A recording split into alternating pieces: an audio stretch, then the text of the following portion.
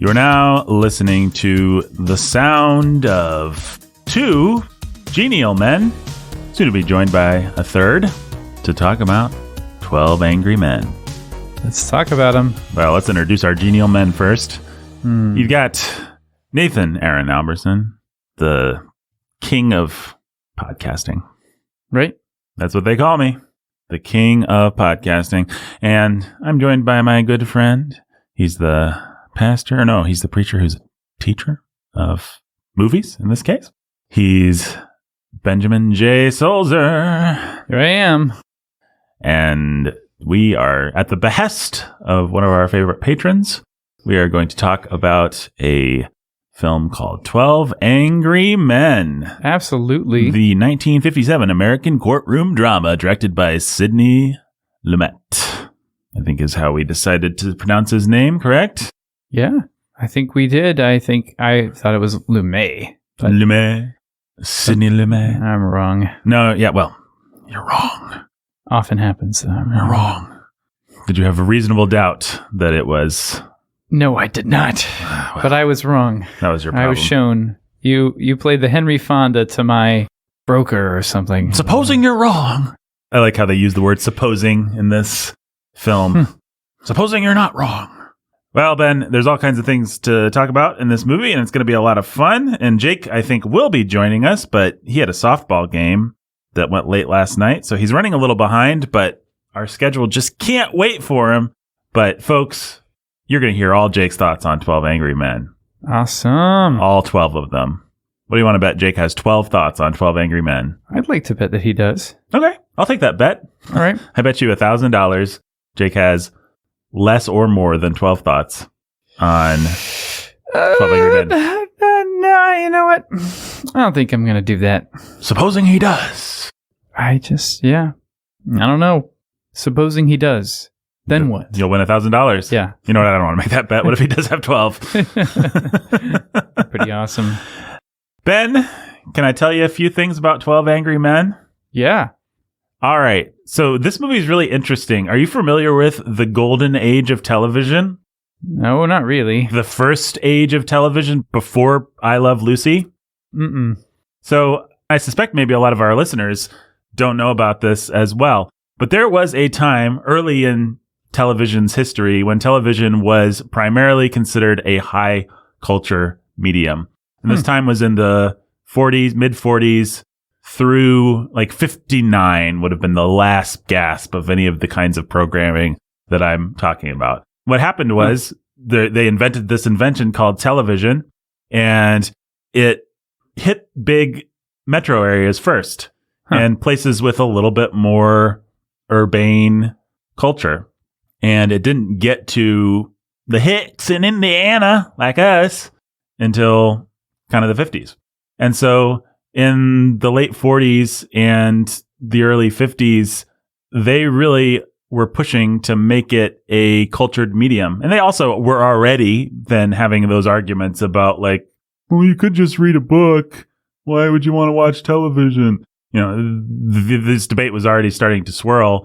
And so the people that ran television out of LA, out of New York, began developing high culture television. And that's really what it was thought of through the early 50s, at least. And then it's sort of swapped out with low culture television during the 50s. And then by around 1960, it was sitcoms and Westerns. But they didn't start by making sitcoms and Westerns. They started by doing a lot of live performances of theater, of plays, of debates. I mean, this is what everybody just assumed television was going to be. And it attracted witty, smart people. What's his name? The guy, that really perverse guy. He debated with William F. Buckley. Oh. Gore Vidal wrote for television. Patty Chayefsky, who famously wrote Network and other Sidney Lumet film and a lot of good movies, wrote for television. The guy that wrote 12 Angry Men wrote for television, and he actually wrote it for television. This was originally written as a teleplay that was just performed for television theater. And it would have been this good. Like, They didn't have to smarten it up or change it or rewrite it for the movie version. This was just written as a TV play back in a weird, lost, forgotten era when TV plays were this popular high art kind of thing. And so you had these different shows like the craft theater and the this theater and the that theater. I mean, you can also imagine if you know what radio was doing at the time, radio had a lot of stuff like this where they would adapt books, where they would adapt plays. There's H.G. Wells' famous adaptation of War of the Worlds. Radio had comedy and had low art type stuff, which would eventually filter into TV as well.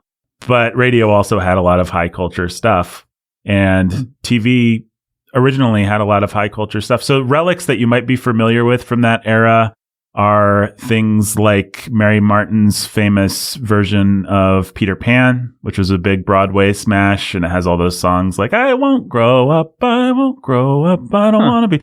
And it was filmed in front of a live studio audience. And so you had composers, your Leonard Bernstein, like the kind of mid-century people doing things on television. It was all kind of a high culture medium. And then I Love Lucy comes along. When was that? And I Love Lucy is early to mid 50s. Let me check the date. I didn't think you were going to ask it. Yeah. Okay. So I Love Lucy.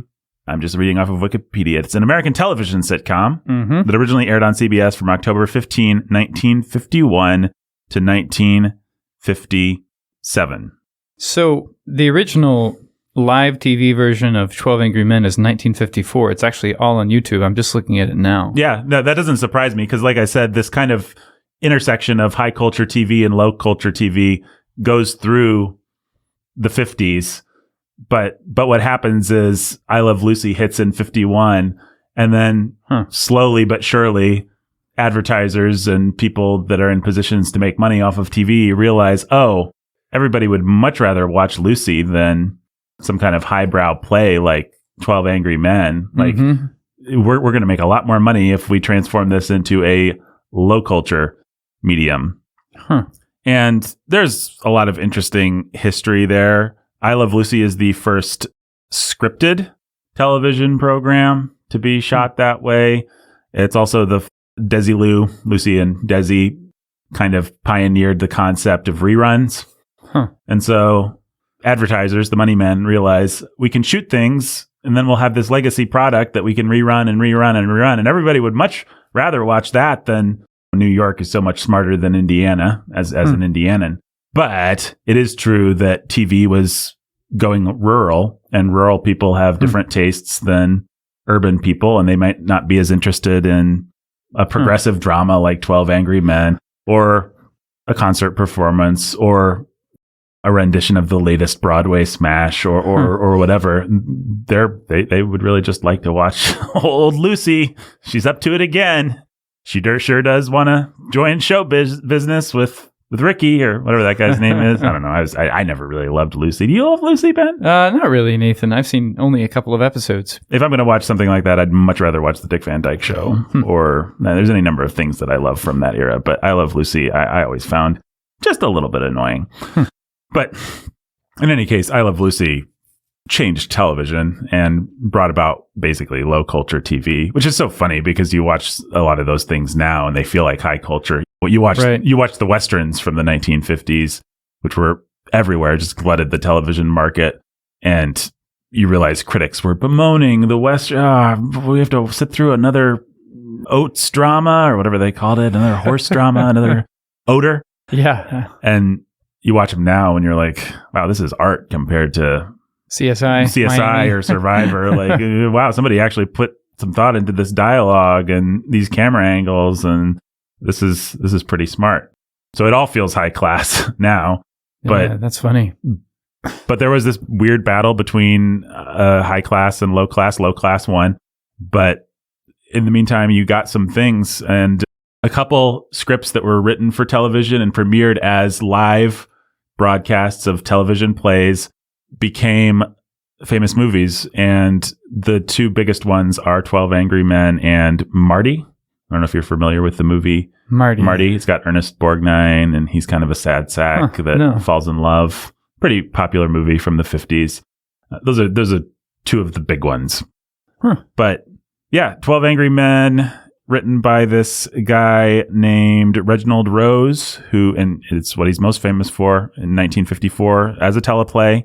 And Henry Fonda gets a hold of it and says this would make a great movie, but nobody's really interested in giving the money. No studio is all really excited about a one-room courtroom drama. So Fonda and this writer, Reginald Rose, team up, put up the money themselves, essentially make an independent film, and get a dude named Sidney Lumet to direct. And this is Lumet. Now I'm calling him Lumet. That's what we decided. Yeah, Lumet. Sorry, we talked about this beforehand, folks. Did. I don't know how much of it made Now it on mic, but now we're confused. Yeah, they got Sidney Lumet, and Sidney Lumet was a guy that had directed a bunch of this stuff in TV and had become an incredibly fast and proficient TV director. And there was no particular reason why he would break into movies except for that Fonda and this Reginald Rose writer guy needed a director for their thing. They were putting up the money themselves. They weren't going to be able to afford a big known director. So they gave Lumet his break, and Lumet became a really prolific, great director. One of the best directors that you probably haven't heard of if you're not a major 20th century movie buff. And the reason you haven't heard of him is because he was a chameleon. He would adapt himself. He would do different styles, different genres, different things. And he always put the project and the script first. So it's not like a Hitchcock or a Kubrick where their personal style and the stamp that they put on it is actually the thing that you're paying for and the thing that you want, which I love that kind of stuff. But Lumet is not that kind of director. Yeah, who would we compare him to today? That's an interesting question. Who would we compare him to today? I mean, unfortunately, one comparison that comes to mind is a guy who does mostly violent action movies, which is Christopher McQuarrie. We've talked about him before. He is really more that. Like, Christopher McQuarrie is more of a chameleon. It's just, he's a chameleon in the world of action movies. Yes, and he did the last couple Mission Impossibles, Jack Reacher, and some stupid thing called The Way of the Gun, and yeah, he's just like, you haven't heard of him, but he's become Tom Cruise's kind of go-to guy. And so actually, he's a little different because he basically exists to make Tom Cruise look good, these days. But he latched himself to Tom Cruise because that was a good business decision. It's not like he has this personal McQuarrie stamp that he likes to put on things. He's happy to just serve the interests of Cruise's brand. And if it had been not Cruise's brand, it would have been something else. Right. But who else? There's got to be someone else we could think of. Well, the problem is... I do. What's his name? Truman Show guy. Peter Weir? Peter Weir, yeah. Peter Weir is more of just a craftsman. Yeah, he did Truman Show.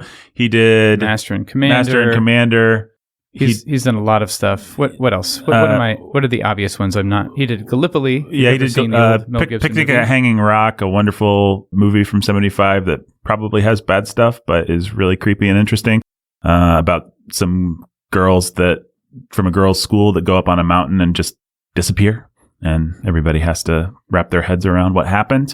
He did one of my least favorite movies, but I don't know that it's his fault. It's just a schmaltzy screenplay, which is Dead Poets Society. Ugh, I hate that movie. But Weir really works his, what do we say on this podcast? His took us off to make that movie work. He's just got a bad, I want to say borderline evil screenplay to work with, but it's not his fault that movie. I mean, it's his fault for choosing it, I guess. But he does what he can with that movie. I mean, it's a very well made movie. Whatever else you want to say about it. Yeah. And maybe one day we'll have to do Dead Poets Society. No, I hope not. Well, the only reason to do it is because so many people still remember it fondly and really like it, and it kind of every generation rediscovers it, and it's like, I can stand on my desk too. Yeah. Carpe diem. Carpe DVD of Dead Poet Society and throw it in the trash. Carpe as in carp, as in bottom feeder. Yeah, exactly. There you go. See how I did that? If you like that movie and you're wondering why we're ragging on it here, it glorifies suicide. It completely stacks the deck between making all authority look stupid and all youthful rebellion look cool, and does any number of other things that are that are just stupid. It really does. It's very emotionally manipulative. And it has nothing to say about literature or art. It cherry picks a few great quotes from the Romantic poets and then kind of makes you think that maybe it's saying something, but it's a really cheap storyline. Anyway, and not one of Robin Williams' best performances, I don't think. Just a bad movie all around. Yeah. Well, and the way that's an interesting movie to talk about, because the suicide scene is ostensibly a bad thing in the movie, but the way it's shot by Peter Weir, maybe this is his fault. It just feels so glorious and dramatic, and it's slow motion, and this kid is self-actualizing through suicide, and the music is telling you how, and it's just like, how many people died because of Dead Poets Society? More than one, I'd say. I hear a sound like maybe Jake's about to join us, folks. You think? I think Jake might. What? Oh, there he is. There he is. All right. We were just talking about how crappy Dead Poets Society is, Jake. How did we get there? It's a terrible movie. Jake wants to plug in lights, so we're plugging in lights. All right, we're plugging in lights, folks. Lights, camera, action. I think sitting in a basement with nothing but a fluorescent light overhead is depressing. It is depressing, but we were happy to be depressed because we were talking about Dead Poets Society. And now you've spoiled the mood. Right. Jake has gotten in here just in time to save you from more dunking on Dead Poets Society. Folks, we'll get back to... We're like beating up on Steve Urkel or something like that. Well, it's beating up on Steve Urkel if everybody at school thought he was the cool kid and put him in charge of all the clubs and made him the valedictorian. I guess Steve Urkel probably was the valedictorian, but I'm just saying he might have been. If everybody liked Steve Urkel and the world needed to be told, this guy's dumb, he did do that. But did that many people really like Dead Poets Society? Maybe it's one of those movies that's actually got its comeuppance and society at large has turned against it, and I'm just being lamestreamed by hating it. That's entirely possible, and I might be behind the times, but I feel like I still talk to people who are like, oh yeah, that movie's cool. And those people need to be warned that Dead Poets Society is stupid. Okay, I never watched it until recently, fairly recently, mostly because you dunk on it all the time. I don't remember it being a thing for anybody. So, but we ran in different circles when that movie came out. I mean, it's a very attractive to a certain subset of nerds who see themselves as romantics, and they're reading romantics and poets and our favorite group that we always dunk on, the Dostoevsky readers, the Ayn Rand readers, the outcasts, and when they love to stand on their desk and protest rigid authority that blah, blah, blah. Yeah. Anyway, Jake, we were talking about that because we're talking about 12 Angry Men, and we're just a few minutes in. The only thing we've really said so far in terms of context is that it started as a teleplay for back when TV did prestige things like this. And then it was adapted into a movie, and it was adapted by a guy named Sidney Lumet as the director. And we were talking about him, and we were trying to think of his modern corollary, and Ben thought of Peter Weir. Who directed, just a craftsman. Who directed Dead Poets Society. And good movies. Yeah. And also a lot of good movies. Master and Commander being... I just watched that recently, and one of everybody's favorites. Does it hold up? Yeah, it holds up. I was surprised by how well Master and Commander held up. Huh. It was the better of two evils. It was it was better on this. It was the second time I'd seen it, and the context of the first viewing made me think it wasn't that great. And this viewing, just sitting with my kids, my older boys, it's just like, yeah, this is really great. I remember loving it as a kid because it just draws you into that world of like, this is like being on a ship. I remember feeling really queasy about it as a kid because it drew you into that world of, this is like how terrible it would be to be on a ship. That's Peter Weir for you, though. He'll just do whatever work he needs to do. Well, I guess that brings us back to Sidney Lumet. We're trying to pronounce his name correctly. So he did 12 Angry Men. That was his big break. The other things that you may or may not know, which are just in different styles and genres because he was a real chameleon. Murder on the Orient Express, one of the most famous versions from the 70s, the one with Albert Finney, which is Never seen it. It's great. It's stacked with stars. It's got Sean Connery and Ingrid Bergman, and Sidney Lumet's big thing in that movie was let's just get stars, and so they did. Dog Day Afternoon, pretty famous crime caper, Serpico, a couple of those gritty 70s Pacino type things. Network, one of the best movies about media and all that sort of stuff that has ever been made. The guy's mad as hell. He's not going to take it anymore. That one. The Verdict with Paul Newman, one of the better formula lawyer, alcoholic lawyer redeems himself movies ever made. Those are kind of the high points. Sidney Lumet did a lot of stuff. And Serpico. Yeah, Serpico. I've seen that one and didn't like it. Yeah, I mean, it's as far as gritty 70s kind of things go, it's very gritty and very 70s. Your mileage may vary. I guess the only other things to say about Lumet was he came up, let's see, where was he born? He was born, well, I don't remember. I think, he was born in Philadelphia. He came up in kind of the New York acting scene. There was this thing called the Actors Studio in New York, which got started in around the 40s and 50s and helped bring, along with the Stellar Adler Studio, this thing called method acting, which I think we've talked about before, and maybe you're familiar with it. It's where you feel the emotions of the characters. Daniel Day-Lewis is our great method actor today. He's going to go deep. I thought Jared Leto was our great method actor. Well, Jared Leto would agree with you. Jared Leto is the next generation. Man. Jared Leto is the obnoxious stereotype of what happens when someone gets a big head and thinks they're a method actor and starts antagonizing and sexually assaulting their co-stars. Because they're being in character. Because they're being in character.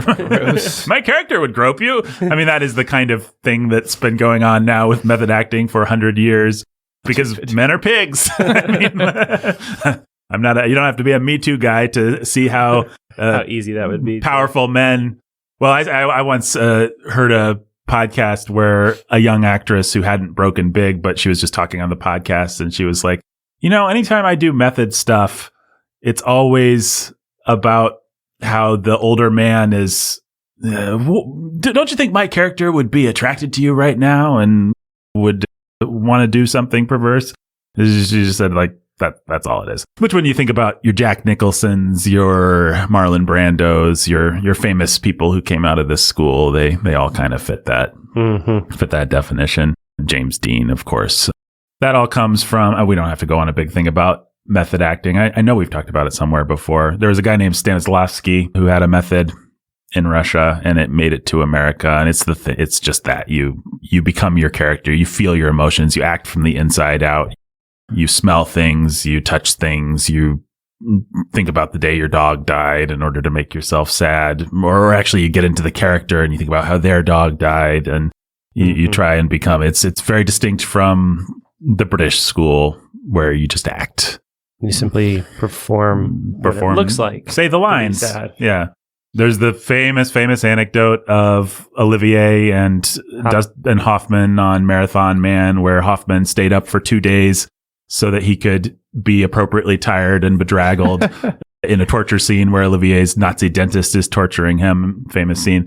And he couldn't perform his lines because he was too tired. And they were like, what happened? And Hoffman said, I was out for 2 days trying to get ready for this part. And Olivier famously said, it's called acting, my dear boy. It's where you pretend to be what you're not. Anyway, before World War II, some of us are good at it. Yeah, some of us are Laurence Olivier. Some of us are not. Some of us have to stay up for 2 days. Lumet was actually part of the New York school, the Actors Studio, kind of in its formative years, then as an actor. And then, so he's one of the people that helped kind of found this school. Not like he was one of the founders, but he was just one of the initial people. Then World War II happens. He does his service, sees a lot of terrible things, which all these guys did. And it definitely informs things like 12 Angry Men. You just have to remember when you watch anything made in the mid-century that by and large, those directors had seen real violence. And I just think you can't overstate that. And Lumet tells some really terrifying stories of brutal, immoral things that he saw from our side. He just felt, or things even that he participated in or allowed to happen that he just had a hard time living with. But that's neither here nor there. He comes back becomes a very prolific, very good TV director in TV's golden age when they're actually doing high culture stuff on TV. And then when Henry Fonda and Reginald Rose, the writer, are producing this film of 12 Angry Men, they get Lumet, and he's the perfect choice for it because he's fast, he's competent, he knows how to rehearse, he knows actors.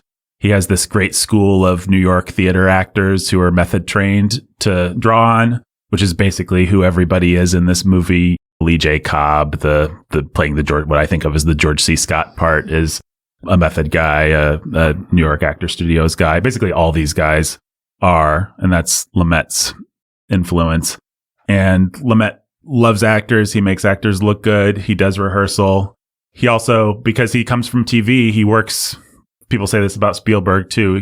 They both come from TV, and they both know how cameras work, know how lenses work, and work really fast. So Lumet will do a bunch of rehearsal. He'll get everything blocked. He'll get the camera where it needs to be, and then they'll just go do it, and they'll burn through it, and it'll all be real planned. But somebody like that will claim that doing it that way actually allows for the best improvisations and inspirations, which I tend to believe seems to reflect reality. And so, yeah, he knocks this movie out of the park and gets a career out of it. 12 Angry Men was not a big hit when it came out. It was a critical darling. People loved it. People that loved movies loved it. But it really didn't gain a popular reputation until in later years. And then it really took off. It's always lingering near the top of the IMDb list and things like that. People love this movie, but it wasn't a huge hit. And why would it be? I mean, the 1950s is the time of Technicolor and action and spectacle and Ben-Hur. And if you're going to the movies are actually fighting for their life against TV at this time, which means movies are becoming bigger and more spectacle driven and more colorful and more widescreen and more, this shot in CinemaScope, all that kind of stuff is happening. And 12 Angry Men is the antithesis of all that stuff. It's just a little chamber drama in black and white in one room. I mean, I don't know how you sell this movie. You sell it based on Fonda. Yep. Or if you're doing it today, you stack that cast with all the stars that will work for scale because they like the material. You've got Damon and Affleck and what you do Brad is you Pitt. get Ryan Johnson to do the remake of it and build the kind of cast he had in Knives Out. Knives Out's actually a really good corollary for how this kind of movie would be made today, and the kind of filmmaker who's still got figured out how to work within today's system to do this kind of thing. But Knives Out does work precisely because you have a Daniel Craig. And is anyone else really big in that movie? Well, sure. Jamie Lee Curtis. Chris Evans. Well, yes, you're right. Chris Evans is. I mean, he doesn't just have a Fonda. He's got 3 or 4 ringers. Yeah. And it helps to have 3 or 4 ringers. Yeah. They only had. Jamie Lee Curtis is so awesome in that movie. Yeah. I love Jamie Lee Curtis and everything. I just, love Jamie Lee Curtis. She's pretty great. She seems like a dude. She seems like a real dude. And she's been great since Halloween. Oh, and you have what's her name? Since True Lies. Toni Collette. There we go. Toni Collette's awesome. I mean, True Lies is a great example of a movie that's not that great, but boy, does Jamie Lee Curtis work hard to make it a masterpiece, and she's pretty funny in it. She's pretty awesome in that movie. Performing some bad sexist material written by James Cameron, but man, she really does a great job with it. And that's one I've never seen. I mean, she's going to do a pole dance in it, so. I knew about that. That's one reason I've never seen it. But that she's going to comedically fall and. Yeah, I mean, as far like if I was an actress and somebody handed me you have to pretend to be a stripper scene. You have to be a housewife pretending to be a stripper.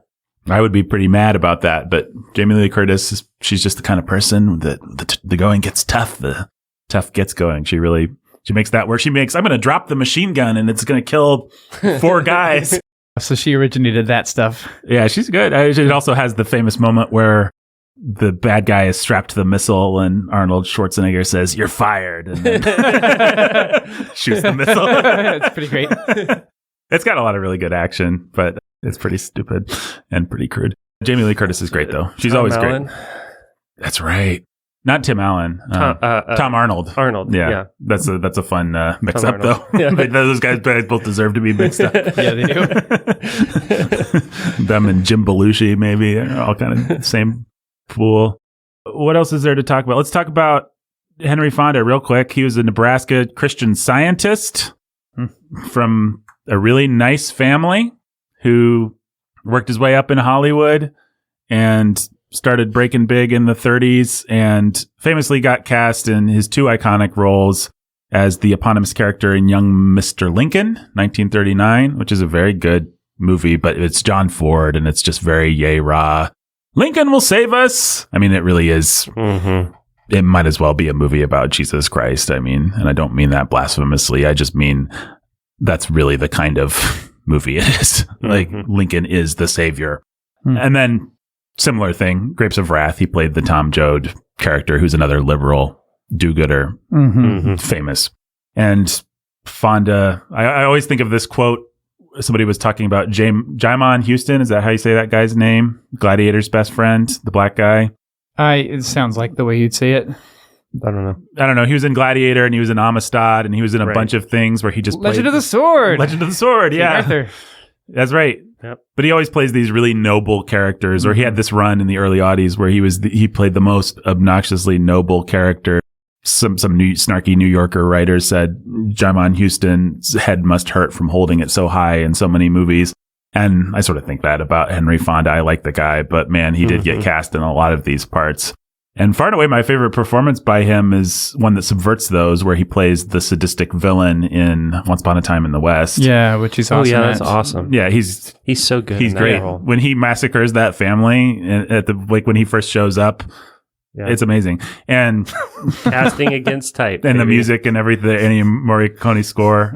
I love that family being massacred. It's just a great moment in cinema. That's what I was laughing at. Well, and then and then when Fonda, you have to know though, that played so much more subversively then, because when that little boy bites it, when shotguns come out, and then Fonda, old Blue Eyes himself walks out, it's like if a family got massacred and then Jimmy Stewart walked out or something like that. Like, it's just like, what on earth? Because that's what this guy was known for playing. Tom Hanks. Yeah, Tom Hanks. Yeah, exactly. Tom Hanks. Well, Road to Perdition is the closest, but he's still noble in that silly thing. Fonda famously was good friends with Jimmy Stewart, although Stewart was a conservative Christian and Fonda was a liberal Hollywood Democrat agnostic. And so they got in a big fight about politics once in their careers and then decided they were never going to talk about it again because they wanted to be best friends. So there's a cute little Hollywood story for you. And yeah, Fonda always plays these kinds of parts. We can talk about his relative effectiveness in this movie. I think he's a much less good white savior than Jimmy Stewart, or there are people that I think bring more nuance to it. So I'm not sure exactly how I feel, but we can talk about it. I don't know if there's any of the other actors that we really need to talk about. Like I said, they're all New York theater guys, pretty much. I think that Jimmy Stewart would have done a better job in this role. I think so too. He would have brought some self-awareness and self-deprecation to it that would have helped. There would have been some internal conflict. Yeah, like, maybe this guy's not just right about absolutely every word that comes out of his mouth. Like, I'm torn. But it's reasonable doubt, Like, come on, guys. Like, we have to. He'd be play with attention. Yeah. Like, he'd be much more the guy who's feels the tension of joining the crowd and sees kind of, And as we've talked about many times with Stewart, he'd also have that kind of angular, sarcastic anger. Like he knows he's right and everybody else can take a long walk in the sticks kind of, but there's a weakness to that makes the character. Well, he's angry that he's right because he also would like to just go get out and go to a ball game. Yeah. When he does the stunt where it's like you guys all vote and if all of you are still in favor, you'd feel much more like Stewart is actually okay with that or wants it to happen. Yeah. Whereas with Fonda, it's like, oh no, he took a gamble. But we can talk more about that. I'm trying to think if there's any. So Lee J. Cobb has far and away the best part in this movie. And I mean, if people don't know which one he is, he's juror number 3, the other big part in the movie, the guy with the son issues. And He's fantastic. He famously played Willie Loman in the original Broadway run of Death of a Salesman. And of course he did. He's that kind of a guy. He's just one of those character actors. He always plays those kind of rough, abrasive guys, sometimes with hearts of gold, sometimes with not hearts of gold. It's funny that he was replaced in the same role by George C. Scott twice because he is just so George C. Scottian. So when when William Friedkin did a TV remake of 12 Angry Men, in 1997, George C. Scott played the role. And Lee J. Cobb's last role was as the cop in The Exorcist. When they made Exorcist 3, George C. Scott played the role. So that's pretty funny. They both have the same energy, although George C. Scott is the superior, abrasive, angry dad. Yep. But Lee J. Cobb's fantastic. He's great. You have Martin Balsam. He's your number one. Pretty famous for getting stabbed on the stairs in Psycho. If you've ever seen the scene where the guy gets stabbed and the camera follows him as he flails Detective Abernathy, that's Martin Balsam. I don't know if it's worth... You got Ed Begley. He's the father of Ed Begley Jr. He's the racist guy in that scene that I think is a little contrived, but a lot of people, it's probably their favorite scene in the movie.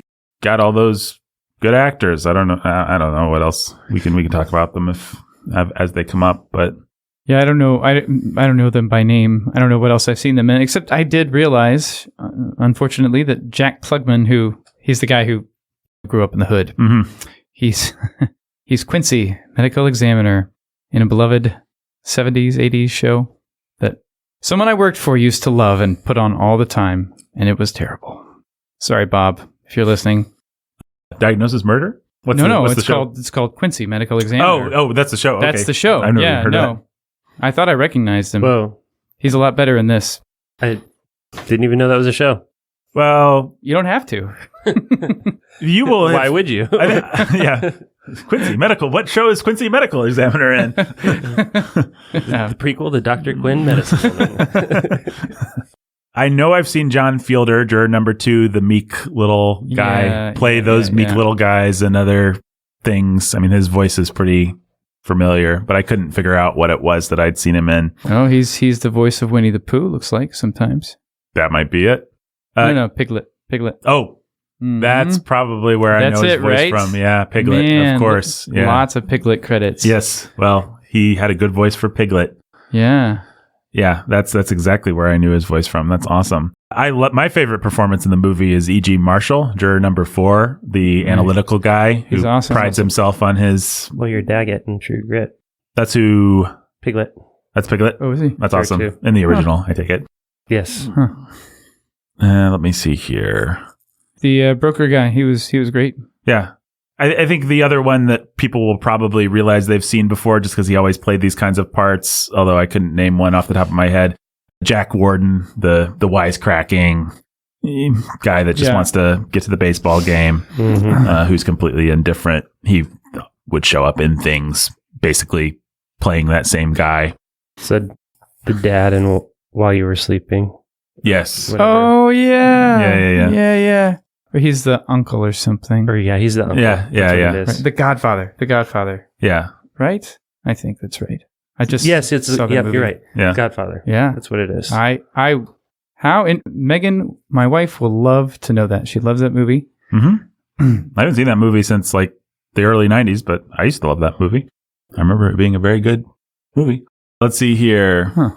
Yeah, he's in a ton of stuff. Joseph Sweeney, the old man. He's real great. I don't know. He played the butler in Philadelphia Story, but I don't think he speaks or even got a credit. Yeah, 12 Angry Men is far and away his big role. Yeah. Yeah, he was great at that. He was great at being an irritating old man. Yes. I'm not sure I felt like him exactly. I'm not sure whether my feelings and the movie's feelings aligned perfectly with him, but... I thought he was supposed to be irritating and... Yeah. I don't know. It seems like you could have played that part more sympathetically. Mm-hmm. Well, I love how angular everyone is, minus Fonda. Everybody seems pretty broken, which I like. And the other thing you have to say about this group of men is it's a wonderful example of the virtue of typecasting. You don't have to spend any time with these guys to know who they are. Yeah, it's great. And it really, really helps. I mean, you can imagine a movie like this being made where you don't feel like each one is an individual personality. It's like, do you ever really care much about the background people that work at S.H.I.E.L.D. in a Marvel movie? Just to take a unfair example, maybe, but like just through the virtues of typecasting. This is the fast-talking salesman guy. This is the ethnic guy who's noble. This is the wise old man. This is the boiling rage, angry wife-beater dad guy. It's just yeah. You don't have to. This is the working stiff. yeah. He's just a regular guy. Very effective. Movies should not be afraid of typecasting. You can subvert it. You can use it. I mean, there are ways to use it badly, and there are ways to use it smartly. But it's a bad criticism to say, they used typecasting. Of course they did. We have 12 angry men, and we need to get to know all of them quickly. We can't do that without making some assumptions about who each of these guys are. Mm-hmm. So I guess before we just talk our way up through the movie, let me talk about the visual strategy of this movie. Sidney Lumet, one of the reasons he is beloved by people who love these kinds of things is that he wrote a great book called Making Movies, where he just talks about his process. And it's one of the most intelligent, articulate books by a major director. The only other one that comes close is a book by Francis Truffaut called Truffaut Hitchcock, where Truffaut and Hitchcock just had long conversations about all of Hitchcock's movies. Huh. But Sidney Lumet wrote a book called Making Movies, and he just talked his way through how you actually did the process. And so he talked about working with actors. He talked about lens length and the technical side of things. And it's just all really, really, really interesting. And the big thing with this movie is he realized it was going to be deadly dull if they didn't come up with a compelling visual strategy for it. And so they designed, I think we talk about how camera work affects performance and the kinds of things you want to notice. This is maybe one of the best movies to just watch that happen in a kind of obvious, like, just as an educational tool, if you want to sort of realize how movies work. This is a really, really good one because once you're keyed into what it's doing, it's obvious.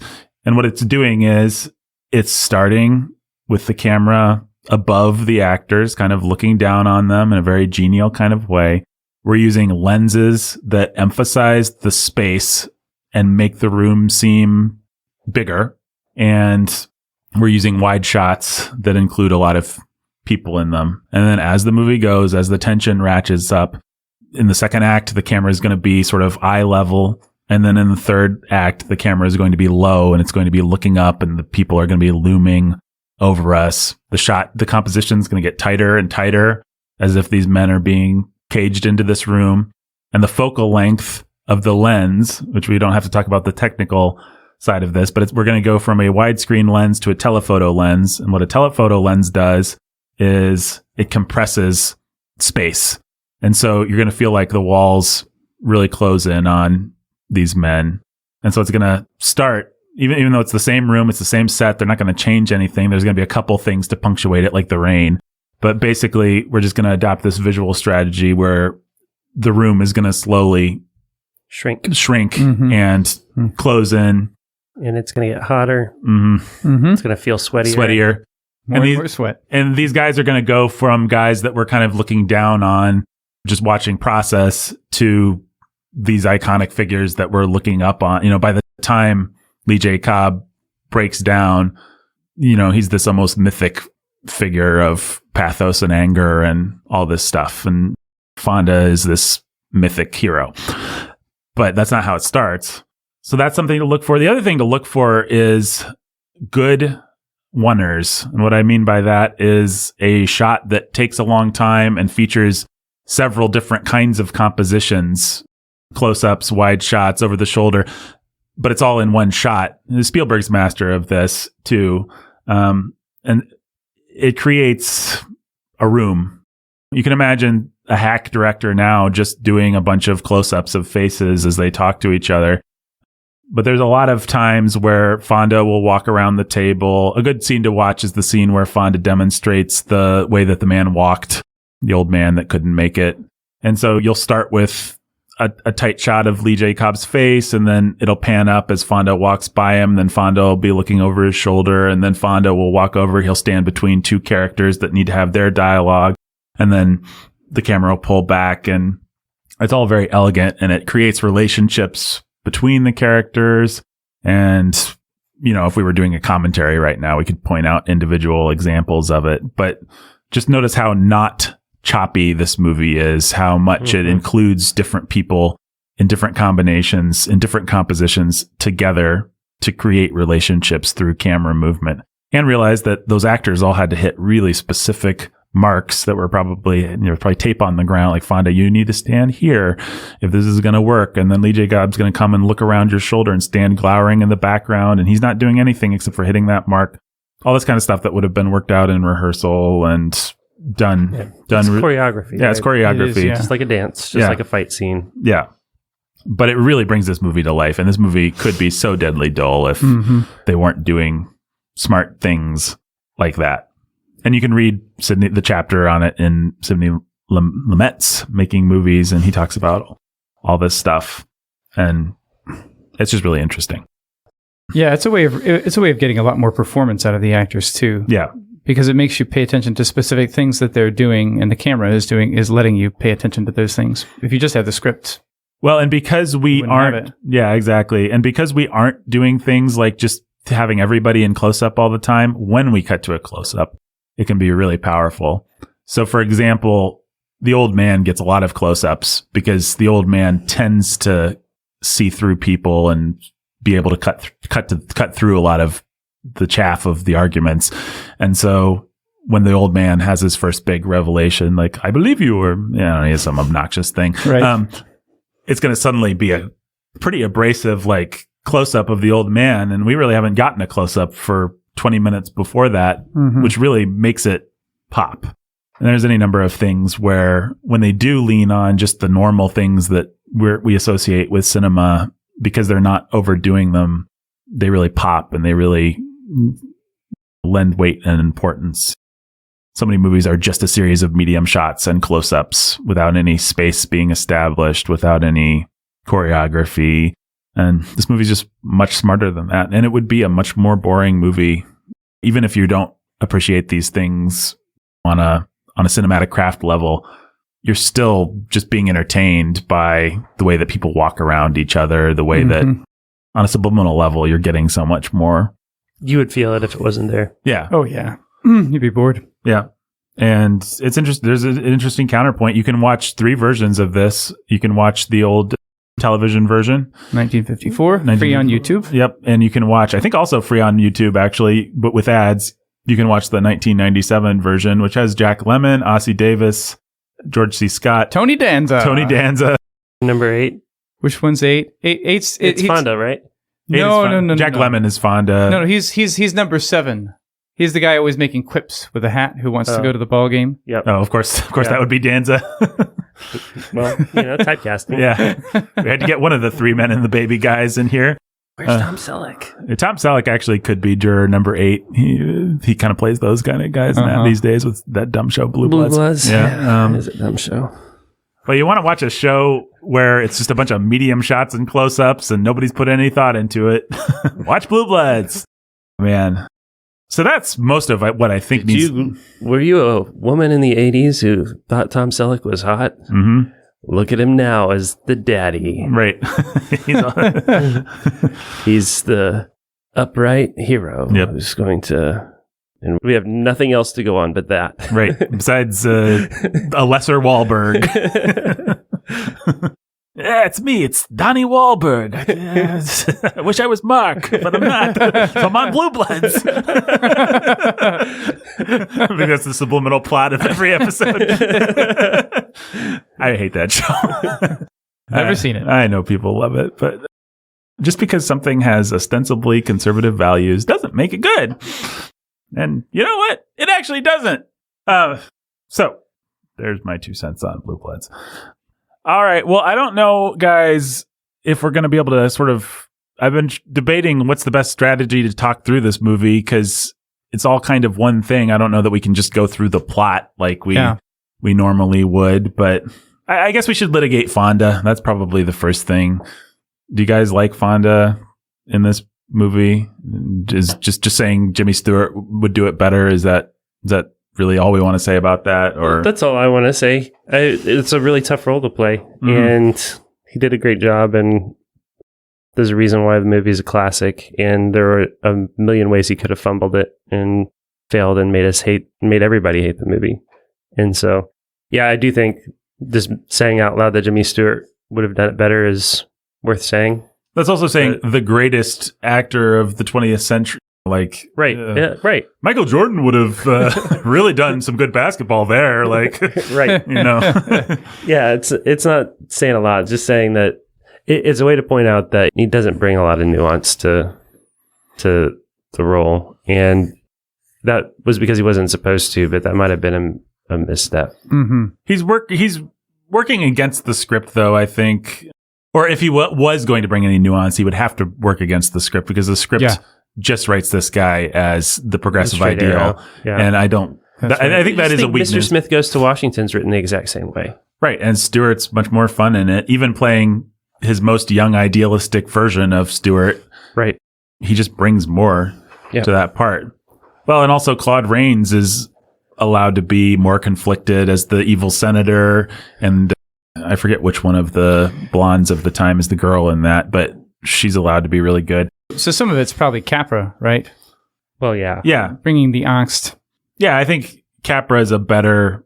well, Lumet was a good director, but in terms of material, Capra was better at these kind of liberal fantasy. I mean, he was the best. He's Frank Capra, for crying out loud. Yeah, I mean, his name's now an adjective. So what Capra probably would have done... It's Capra-esque. Yeah. It's Capra-esque. Capra would have given us a better hero. He may well have given us a much worse Lee J. Cobb character. Like, he may have brought less sympathy to the antagonists, quote unquote. Like, even the racist guy gets a little bit of sympathy in this movie. Like, he's aware that he's sad, and we're allowed to feel sad with him that everybody turned their back on him. Capra might punish that guy a little bit more. And he might punish Lee J. Cobb a little bit more. In Capra, it's hard to think of him designing it as well as Lumet. It's hard to think of anybody designing it well as... It's one of the most designed movies I can think of. Yeah, I mean, it's just... Ryan Johnson really is who comes to mind. Yeah. Ryan Johnson in terms of modern filmmakers. Or Knives Out is what I thought. That's what I had in my head. Yeah. Where's the analog for something like this? That's as good as you get. That's as close as you get. Yep. Capture everything precisely. There are people that would do something interesting with, Scorsese would make it explosive and there'd be slow motion, and Spielberg would do a good job. Michael Jordan could play some basketball. But yeah, I mean, in terms of somebody who had the hunger and the humility and the desire to get it right and everything, right person at the right time, you cannot do a better version of this script. It's just, I honestly enjoy this movie more as a technical exercise than anything. The plot is moving, and I think I shed a few tears, but once you've seen it once or twice, there's not a lot of meat on that bone to go back to, I don't think. I know people love this movie. I don't mean to be condescending. It's a classic. It's a great movie. But it's got one thing to say. Yeah. And it's a good thing to say, and it's a thing that needs to be said over and over and over and over and over and over and over again. And hey, I appreciated hearing it in the wake of these modern times. Post Derek Chauvin. Reasonable doubt. Yeah. Our whole justice system is founded on the idea of reasonable doubt. Innocent until proven guilty. Well, that is one thing and they're not declared innocent at the point of verdict. They're declared not guilty. We don't know about the innocence of this person, but we know that we don't have enough to go on to find him guilty. And that's what's so smart about this movie is we really don't know at the end. We just know that we don't know. Yeah. And that's so much better than, like, you just imagine your standard do-gooder progressive person making the movie now.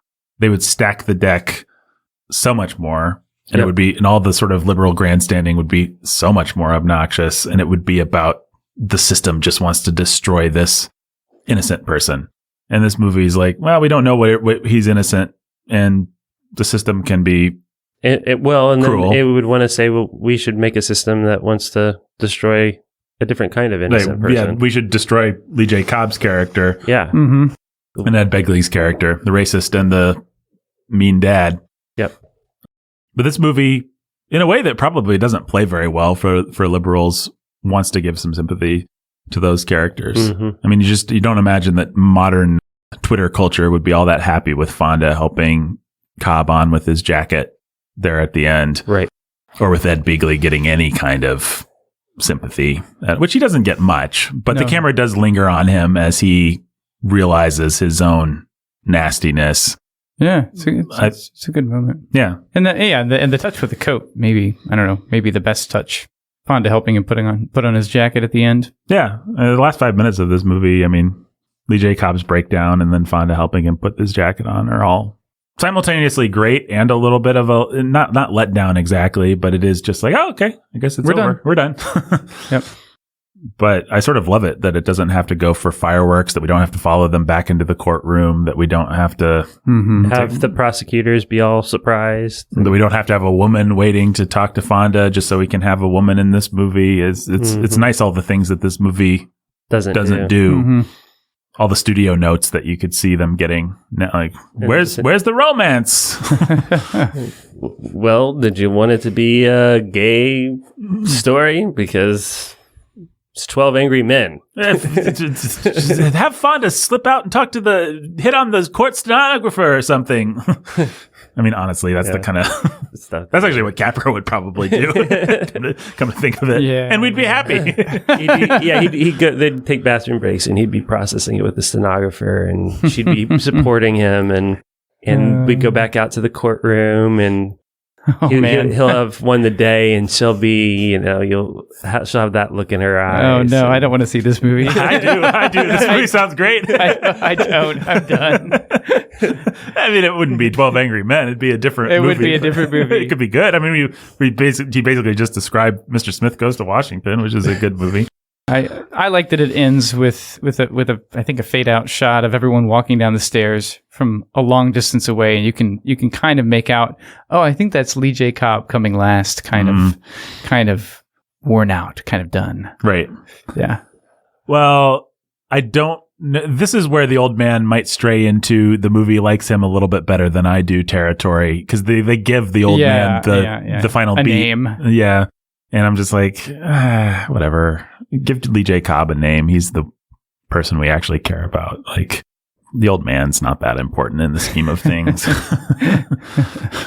And the movie kind of wants to tell you, like, it's a good thing the old man and Henry Fonda teamed up to save the day. Mm-hmm. But he did convince the broker. Yes. Yeah, that's true. That's true. Yeah.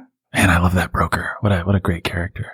I had forgotten all about him, so maybe he just had the most element of surprise. Like, oh, I forgot that they had that type in this movie. That's a fun type. The hardest nut to crack, actually. Mm-hmm. Well, one thing that feels weird about this movie is that it has anything to do with establishing what actually happened. I mean, I just couldn't help but process the whole thing through Derek Chauvin. I mean, and it was just like, oh, this broker, they created this broker character who actually cares about the facts. That's weird. Why is that a thing? Why would we say that's on a jury? And if the facts change, then his opinion will change. Lee J. Cobb's character makes sense. Like, that's the kind of character you'd write now, and it just like, oh, he was motivated by emotion, and when the emotions change, he changes. Yeah, we understand that. Mm-hmm. But a guy who's actually like, you've changed my mind because you convinced me. There was an argument. It was rational. And I care about truth. Yeah. It's like, what is truth? Who is this guy? What planet is he from? What was his old movie? Is this sci-fi? What agenda are you really serving? He's an alien. Did you guys remember Superman? Truth, justice, and the American way. Yeah. Mr. Spock. Kryptonian. Mr. Spock. Yeah. Mr. Spock, yeah. The guy. They should have gotten Leonard Nimoy to play that character. Live long and dear. prosper. He could have said that at the end. Oh, dear. Data. They don't let us out much. Wow. Brent Spiner actually would have been good as one of the other characters, like just the goofy guy, maybe. Okay, what else is there to talk about? It's interesting that they make that they don't. Do you guys like the fact that we don't establish an ethnicity, but we're just playing with the platonic thing of ethnicity? And that we actually show the kid and he's vaguely not Hispanic. white. Yeah, it's kind of. it's Hispanic. Or Jewish. Yeah, but we don't. The movie wants to leave it ambiguous. Yeah. I had remembered that he was black. I think we had this conversation before where I was like, oh yeah, it's got this whole black thing element going. And you guys were like, no, it's ambiguous. And I actually didn't remember it, which speaks well of the movie. I think it allows you to plug in whatever you want, whatever is pertinent to your situation. Maybe that's your answer. It worked. Yeah. Yeah. I don't have strong feelings about it. I mean, it makes it more of a fable, which is right. A good thing. Probably. I think so. I think it's a good thing. Yeah. Gosh. Okay. What else is there to talk about? Do you guys think that the detective story holds up, or is it a little sweaty, or what? I think I remembered it as being more sweaty than it actually was. I mean, there's the thing with like the glasses, she's a woman. She wears glasses. Oh yeah. That's sweaty. That one. Oh, I noticed that you rubbed your nose and she was doing the same thing. She wasn't. That means she wears glasses, but she would have woken. You know how vain women are. Yeah. 12 sexist men. I think that's one of the sweatier, maybe the sweatiest element. It still seems to work, though. I'm trying to think. What are all the elements? But there's the knife. There's the double knives. There's the old man who couldn't have gotten out of his apartment. That one's good, I think. That's good. The walk. Yeah. There's the downward stab. The downward stab. It's not just the common switchblade. It's also the downward stab versus the upward stab. That one's fine because the movie doesn't put a ton of weight on it. Yeah.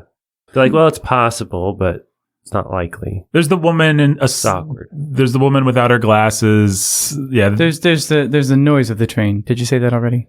We didn't. No, but that's 10 seconds of noise or whatever. That one's pretty good. I mean, they're all kind of a little bit circumstantial. Like you could imagine if the train was 2 seconds late, or. But it was partly because the woman saw the stabbing through the last car. Anyway, it was like. Anyway, it tied in with the other facts in a way that was pretty decent. I'll kill him. That setup and payoff. Yep. Yeah. Yeah.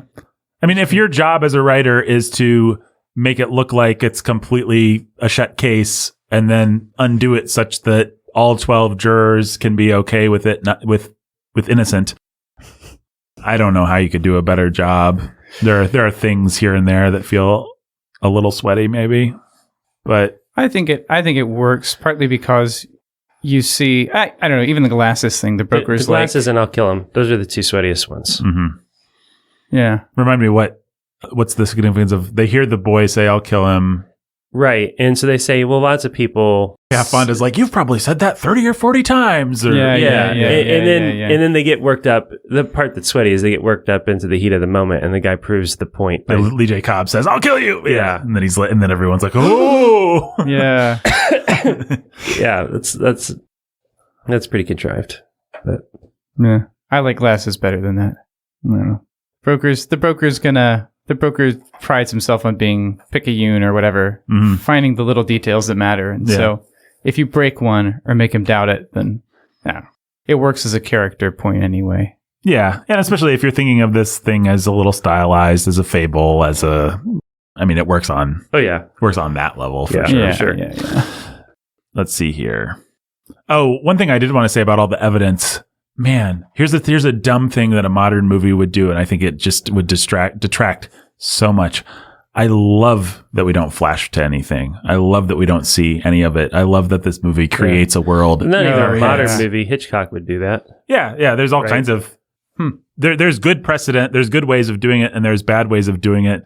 But what I think a lot of modern movies don't realize is it's still powerful to do what a book or a radio program does and create a world in people's heads. And this movie gains a lot of power from us gradually getting a picture of these different things. The fact that we don't We're see the 13th juror, right? Yeah. Yeah, exactly. And we're supposed to leave convinced and voting not guilty too, which means we can't see anything. Right. We can only see what the men in the room have seen.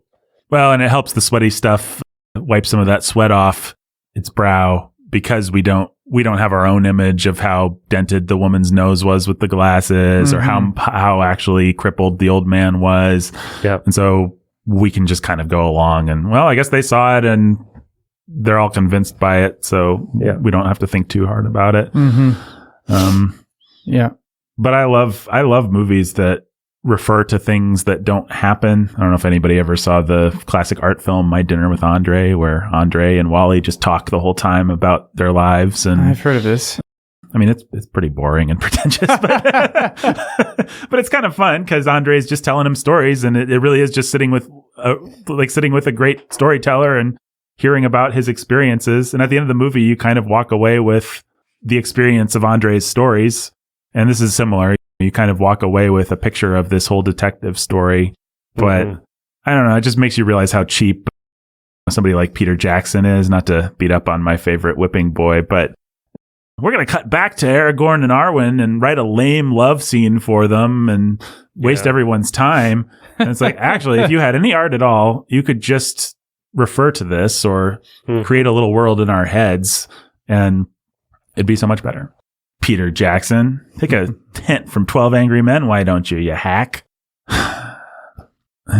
Okay, what else? So we talked about the detective element of it. Anything else you guys want to highlight about the characterizations? We got Fonda. We litigated Fonda. We found him guilty of being a little bit righteous. But still a compelling performance. He's good. I mean, there's a reason you like seeing him play those kinds of parts. He does bring world weariness to it. I like how thin and kind of bedraggled he is. Gaunt. Yeah. That's fun. The fact that he doesn't seem to have any vanity about just looking bad in this movie adds a lot. And just his weariness in general. I mean, Fonda's pretty great in this. I guess we probably should have talked more about that before we made some minor criticisms that Jimmy Stewart would have been better. Fonda's great. And it takes a lot of skill to play such a stiff part, such a do-gooder part. And in a way that doesn't make you irritated the whole time. Yeah. And Fonda's, he does do that. And it's great. So many ways this could go bad, and it never does. What about Lee J. Cobb? Do you guys think is he too much?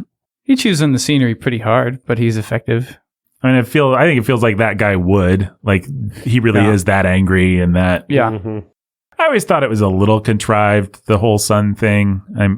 I mean, it's just when the movie abandons any sort of docudrama feel, and it's like, oh, this is a story about a father, and he's looking at the picture and everything, and he tears it up, and it's like, okay, well. Yep. This is very stylized, actually. This is a stage play. This is a Shakespeare. This is good. But what it's not is a look into the actual judicial process. Right. But if I'm writing it, I don't know how I would hit that beat without you need him. Hard. You need him to go crazy and rip up the picture and then say not guilty. I don't know how you could get there with less sweat. Everyone's fun. Everyone's fun to watch. I wonder, maybe we should just recast it real fast. Oh yeah, that's fun. Let's do it. So with modern living actors, right? So it has to be like a cast that would work in 2021. All right. So you got Martin Balsam as juror number 1. Let's come back to him. He's, at least I want to, because he's... Okay, who's our Fonda? Maybe he's hard because he's simple. So Tom Hanks is an obvious one. Let's be more creative than that. Yeah. I mean, if you wanted... I mean, it's what... how about Robert Downey Jr.? Somebody playing at an odd angle to the part? Yeah, he perfected that as Iron Man. Cocky liberal do-gooder. Well, let me make an alternate pitch for Robert Downey Jr. What if he's Lee J. Cobb, actually? Like, if we're gonna have him play at a weird angle to the material, let him play the angry dad, actually, because I bet he could nail it, and it would be completely out of left field. I mean, I'm sure there's more obvious We could get Brendan Gleeson for that part, or yeah, you could get Brendan Gleeson for that. Adam Driver. Adam Driver for Fonda. That's good. That could be cool. That could be cool. Adam Driver's he might be really good. Let's just take the Dune cast and plug them in. Timothy Chalamet is on trial. Javier Bardem is someone. I mean, you could plug him into anything. Anything you want. Oscar Isaacs could. I know. Oscar Isaacs. Oh boy, are we just actually going to... hilarious. Okay, who's Jason Momoa? Jason Momoa could be the wisecracker guy. That'd be fun. Oh yeah, that would be fun. You want to just see how far we can get with the Dune cast? I don't know. You're going to have to deal with, what's his name? Kronk the Avenger. Dave Bautista. There you go. Oh, he could play the ethnic guy, one of the ethnic guys. He could play the wise Kronk the Avenger. Dave Bautista could be actually juror number one because he can play that kind of pathetic thing. Mm-hmm. Well, like, yeah, I'm here to do the thing, and you guys don't like me, and I'm still gonna do the thing. For me, the key moment, I actually really like the performance of juror number one, and the key moment is when he says, "Juror number one, oh, that's me." Right. Yeah. No. That was really good. Like he's doing his job. He's not a bad dude, but he also would love to just go home. Like, but he's gonna make sure that we follow process, and I think he's quite good. Yeah. Oh, right. Of course. Josh Brolin, who's he going to be? Josh Brolin. Man, this is an amazing cast. It is an amazing cast. Josh Brolin could be Lee J. Cobb. Just depends on how old you want to cast Lee J. Cobb, but Josh Brolin could play an angry father easily. I mean, what is Thanos if not an angry father? Yeah, actually, that might be pretty cool. Josh Brolin would actually be a really good Fonda, too, come to think of it. Mm-hmm. I mean, he's a great everyman in like No Country for Old Men. Yeah. Who's the racist guy? That one actually feels a little harder to do well. It has to be someone that brings a little sympathy to it. Yeah, that's what makes it hard. Well, and you can lean away or towards the things that this movie does. Like, do you make it an old racist guy who's just behind the times? Or do you make it a younger guy who we as an audience therefore indict more for his racism? That's hard. What they would do in a modern movie is they'd give it a backstory. So they'd take a minority who'd been oppressed by a different minority, and they'd have a story. So that could be Jason Momoa, because he's like... Or Oscar Isaac. Or Oscar Isaacs, yeah. Huh. Who's the guy who grew up in the hood, grew up in the slums? Okay, this makes me a racist, I know, but I get the ethnic types confused. There's the watchmaker who just loves America and loves due process. Is he the same as the guy that grew up in the slums? No. He's the European immigrant. The guy who grew up in the slums is the guy who knows the switchblade. Yes. He's one of my favorite characters, actually. Yeah, I like him. Yeah, Jack Klugman. All right, we got to cast this thing, guys. So, who's our Fonda? I don't know. Keanu Reeves. Awesome. Keanu Reeves can play the defendant. But guys. The suspect was seen acting in Bram Stoker's Dracula. But execute. Was he really acting? Good point. Reasonable doubt. Has this man shown any ability to act? I want to cast Brad Pitt as the salesman guy because I can see Brad Pitt doing that Maynard thing where he pushes the glasses up on his nose. Oh, and then he'd be eating crackers the whole time. Yeah, absolutely. Brad Pitt would love it. Yeah, Brad Pitt. Very Brad Pitt role. Right. Okay, so If we're doing that, then who gets to be George Clooney? And yeah. I think George Clooney get to be, and who does? Well, George Matt Clooney, Damon by the way, get to be, is a perfect example of a liberal do-gooder that would screw this movie up by stacking the deck in all kind of ways, and he'd probably cast himself as Fonda, and then he'd want you to like him even more than Fonda wants you to like him. And think he's super sexy. This is weird, but if you've seen Richard Jewell, the movie Richard Jewell, you would probably agree with this. Sam Rockwell could be Henry Fonda. He would do a pretty great job. Yeah, Sam Rockwell, I would agree with that. I think this podcast gives Sam Rockwell a disproportionate amount of love. Sorry about that. I just seen him in some good movies. He was the best part of Iron Man 2. I like Sam Rockwell, but I always think of him from Confessions of a Dangerous Mind, which he was pretty gross in, and the movie was gross. Anyway, he's a gross guy. All right, I've written down Brad Pitt is playing the salesman. That's all we got so far. All right. So who's Fonda? I wrote down Keanu Reeves, but that's not correct. Gary Oldman. You could get Christian Bale in there. Yeah, you could. Christian Bale's great. Christian Bale actually could do Henry Fonda. I wouldn't want Christian Bale as Henry Fonda. I'd want him as one of the colorful characters because I like Christian Bale when he's playing color a lot more than when he's playing straight. Lead. Yeah. So... Yeah. It depends on... for me, the distinction is warm or cold Christian Bale. Cold is Nolan's Christian Bale. No, I want warm, talkative Christian Bale from The Fighter or smarmy American Psycho Christian Bale. Any flavor of Bale I'll take besides Nolan's Christian Bale. Yeah, okay. Or Terminator's Christian. I mean, there's any number of flat hero Christian Bale roles, but that's not why we want Christian Bale. All right. Casey Affleck's got to play someone. Oh, yeah, he could be like the house painter that doesn't want people to be taken advantage of or whatever. Ben could be Fonda. Me? Ben Affleck. I was like... You said Casey Affleck. And that's awesome. Ben Affleck could be the Fonda character. Oh, Ben Affleck, yeah. I think that's a lateral move. I think Ben Affleck brings a lot of the same things that Henry Fonda does, actually. You don't think he brings conflict and anger that... I think he can. Maybe a little. You'd have to tell him to, though. A good director could get the right performance out of it. Did you see him in The Way Back? No. I don't think so. He could totally do it. Was that his big sports comeback movie? Alcoholics coach sports comeback movie that I think it was good. It was quite good. And he was like what you wanted Fonda to be or something. All right, I'll go out on a limb. Shall we cast him? Sure. I don't know. It's just an idea. I think it's a good idea. All right, are we going to put Damon in somewhere then? I mean, since we're doing the Ocean's movies. If we're doing Oceans, I say we make Clooney do Juror number 3, yeah. Yeah. I agree. Which one is 3? Sorry. Lee J. Cobb. Oh, actually, yeah. I think that's good. Clooney could actually give something that Cobb doesn't, which is you think that this guy is rational and reasonable, but he unravels and reveals his dark heart as he goes. Yeah, that would be cool. So I like that a lot. Who's going to play juror number 4? The precise broker dude. That's a really fun part for the right actor. You almost want to give it to Adam Driver, but I don't know about that. I mean, you could go against type and give it to Emilio Estevez. Yeah, yes. Where's Emilio Estevez? He plays a role like that in that first Mission Impossible movie. That's right. That's right. A very brief role. Yes. I mean, you get like a Gary Oldman or somebody who'd bring a little spice to juror number 4, maybe. Don Cheadle. No. Agreed. I'm looking through the cast of Oceans. I always forget that Casey Affleck's actually in Oceans. He is. Right. Doesn't have much to do. No, he didn't. Huh.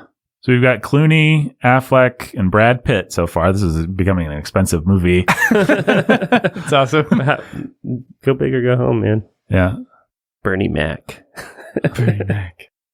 All right. I mean, we could just do Stellan Skarsgård as juror number 4. He was born for it. Just get one of those guys that plays a good analytical type. But we could do something more interesting than Michael Fassbender, juror number 4. You know what? Fine. I think that's great as a dream casting. Michael Fassbender. I mean, I'm almost sad. Awesome. I'm sad because that's almost too good. Like you know, the guy that played Steve Jobs. Krasinski would be a really good Fonda. That's fun. I actually kind of like that. Better than Ben Affleck? I doubt it, but I don't know. It's just a little different. I think Affleck brings more weariness and age to it, which is a good plus thing to bring. Yeah. Mm-hmm. So I'm putting in Fassbender for juror number 4. But you could put in Krasinski in this cast. Who's the board judge? Maybe. Nice cameo. That could be Robert Downey Jr. Yeah, that's actually. Yeah. No, actually, yeah. That's awesome. It's actually the Alec Baldwin part, but we'll give it to Robert Downey Jr. If you're going to do that, then make the working stiff Jon Favreau. Yeah, good. Yeah, I like that. Okay. So he's the... if you talk to him like that again, I'll lay you out. Okay, which one is that? He's the house painter? Yeah. Yeah. So that's Jon Favreau. I love that. I mean, he could also play the smarmy salesman guy, but that's almost too on the nose. Yeah. So did we leave out we left out the guy in the slums, the guy from the slums, the quiet guy? Yeah, we don't have that guy. That's yet. Adam Driver, if you want, or Adrian Brody, if you want. I don't want Adrian Brody. You don't like Adrian Brody? I don't know. I've had enough Brody in my life. I like Adrian Brody. I like Brody and Jaws. Brody. Yeah. Can we get Roy Scheider? He's dead. get Rob Schneider. He's the defendant. Yeah, the movie's 5 minutes long. They all choose guilty. Adam Sandler's the judge. Okay. What would you want Adam Sandler to play in this movie? Because if you have him play serious, it can be pretty fun. I mean, Adam Sandler would make a fantastic jury number 3, actually. Like the Lee J. Cobb part, he would knock out of the park because Adam Sandler plays aggression. Angry as well as anybody. That would be awesome. I mean, Adam Sandler could play the guy who grew up in the slum. Yeah, he could do that easy without even trying. It would feel like a waste.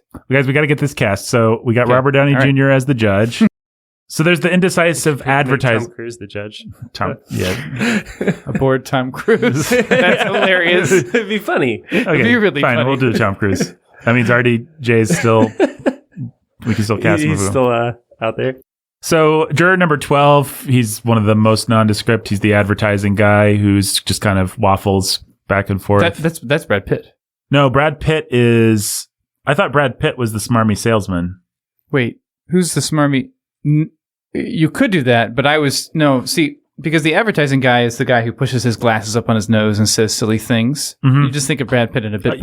That's okay. Good. I'm fine if you want to switch him. No. I just saw Brad Pitt playing that part. There's a better salesman. Look, I'm Brad Pitt and I could do this too. Yeah. So who plays the fast talking salesman guy? And that was an easy Robert Downey Jr., but that gives the part almost too much. Adam Driver. Yeah. He'd have a lot of fun with it. That's testing against type. He'd be sneering the whole time, but in a way that was charming. He might just bring too much to the part, though. Like suddenly that guy Leo would want to do that part, and that's why he's an idiot. Oh no!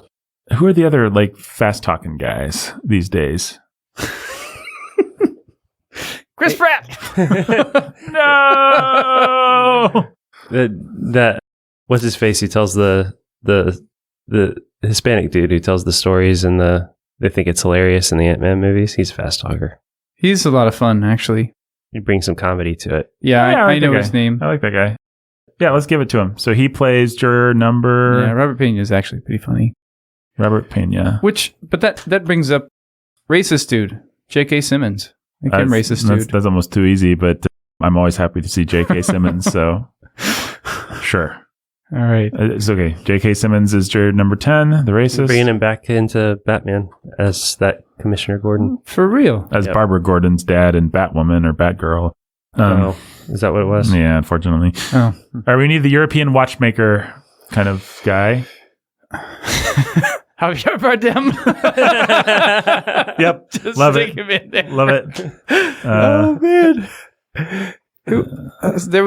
There's someone I was just thinking of. Oh, I lost him. Man, someone we wanted in this movie. Well, who's McCardle, the wise old man? Yeah. You get Anthony Hopkins. I mean, if you want to have someone who can play obnoxious, get Alan Arkin. That's almost too easy, though. A lot of this is too easy. Oh, Alan Arkin's one of those guys. As the wise old man, he's still like a dominating physical presence, though. He's so big still. Yeah, you need somebody a little bit more withered, I think. I mean, let's see. Who are the other old men these days? Alan Arkin. I don't know. Alan Alda. That would be obnoxious. That'd be really obnoxious. That's pretty funny, actually. No, Alan Alda is the kind of person that would appear in this movie, and it would be annoying. Captain Von Trapp. He just died, but let's put him in there. Unless do we want to keep to the rules? It has to be someone you could cast. Yeah, that would have been perfect. Okay, right. yeah. Stupid Captain Von Trapp. Why can't I think of his name? Christopher Plummer? Christopher Plummer. There we go. Yeah, he was fantastic, and he would be perfect for that part. Christopher Walken. Fine. No, don't do that. I mean, it'd be interesting. I'm telling you. Oh, man. This man. You would want that was just a random name association. Christopher Walken is awesome. We could do Pacino or De Niro as far as guys who are so old they shouldn't be acting anymore. Get Nicholson back to play the part. Bill Murray. That's pretty good. Bill Murray is the old man. Yeah, he might steal it. Let's just give it to him. Why not? All right, I mean, he's gonna shake Ben Affleck's hand at the end. So give it to somebody who feels like they deserve it. Yeah. All right, we've got almost everybody. Almost. Harvey Bardem, J.K. Simmons, Bill Murray. Did we? Oh, we didn't do juror 1, did we? Or did we? We still need juror 1. We still need the meek and unpretentious juror number 2. Yeah. So who plays kind of nebbish guys put upon? It's too late for Rick Moranis, right? Yeah, but who's the Rick Moranis of today? Who's like the nerdy? I mean, you've got like your Michael, what's his name from Freaks and Geeks? You got like that generation. You got, what is his name? Like your Jesse Eisenbergs and your kind of Woody Allen, the new Woody Allen type people. But I don't know that any one of those is all that exciting. Put upon, there's got to be somebody modern that specializes in put upon meek subservience and is good at it. Who are like the modern betas? Like this should be so easy. Paul Rudd, Tom Holland. Yeah, they're modern betas, but they're too alpha for this. Probably you'd really be stacking the deck if you put one of them in that part. Paul Rudd's not that strong of an actor. Yeah, I just thought of a couple of guys it's easy Ryan to overlook Reynolds. who are awesome, like Gabriel Byrne. Yeah, he'd be good in that part. He'd just be good in this movie because Gabriel Byrne is awesome, but you forget that he exists because he's a character actor. What about Casey Affleck for the meek guy? I mean, as long as we're stacking the murderer's row here. Oh, he could do it. He could play pathetic. Yeah, he does that kind of thing He's quite really well. good at it. Okay, that was good. So we still need juror number 1. Really, you just need a little bit of low-key sarcasm and Mark Ruffalo. Talk about an overpowered juror number 1. That would be overpowered. He'd be fine. Well, he does Marvel's Dr. Banner. Ruffalo's the kind of guy that would suck as Fonda. He would bring so much annoying self-righteousness. Cast in that spot. Yeah, as would stupid, what's his face, Chris Evans, and would do the same thing. I mean, juror number 1 could be someone like Don Cheadle. Yes. We should. Do we have any people of color in this? We should probably cast a person of color. We have Javier Bardem and Robert Pena. Okay. Well, do we have any black people? We should probably cast a black guy. Robert Pena. Yeah, that's true. We could just do the obvious thing that they would do and put Sam Jackson in as juror number 1. Nope. That's hilarious. Sam Jackson as Henry Fonda. That. I'm tired of this. And our podcast is canceled. All right. So we need, I think I'm bored by John Cheadle, but we need a black guy that just brings a little sarcastic energy to juror number 1. Could have a very subdued Chris, famous comedian, Rock. You could have Chris Rock actually can do that if you want him to. Yeah, I mean he'd be good. You could even use what's his name? Had a comedy show, really crass comedy show, but really funny. He did the famous black white supremacist. bit. What's his name? He's gross, but he can actually do this. Oh, what is that guy's name? Totally lost it. Chappelle. Dave Chappelle. Chappelle would be good. Either of the Kay and Peele would be good, actually. But I've not seen I've not seen Tenet, but that guy's great, John David Washington or whatever his name is. That guy is great. You could plug him into almost any of the younger parts in this, and he'd be good. Yeah, he would nail it. I don't know if he's our juror number 1 though. It's almost like, who did we say is the guy from the slums? We're still casting that guy from the slums. Yeah, really. We don't have a slums. That could be John David Washington. Let's do it. Let's do it. Love it. Yeah. Okay. So now we just need juror number 1. What if he's an Asian casting? That could be great. But who? Jackie Chan.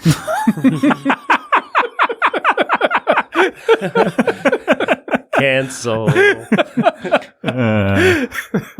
Jackie Chan. Did you guys see that? No, please. I'm just trying to help. Juror number 1. Oh, that's me. Oh. That would actually read as such a lame old school Jackie Chan joke if he did that. I love it.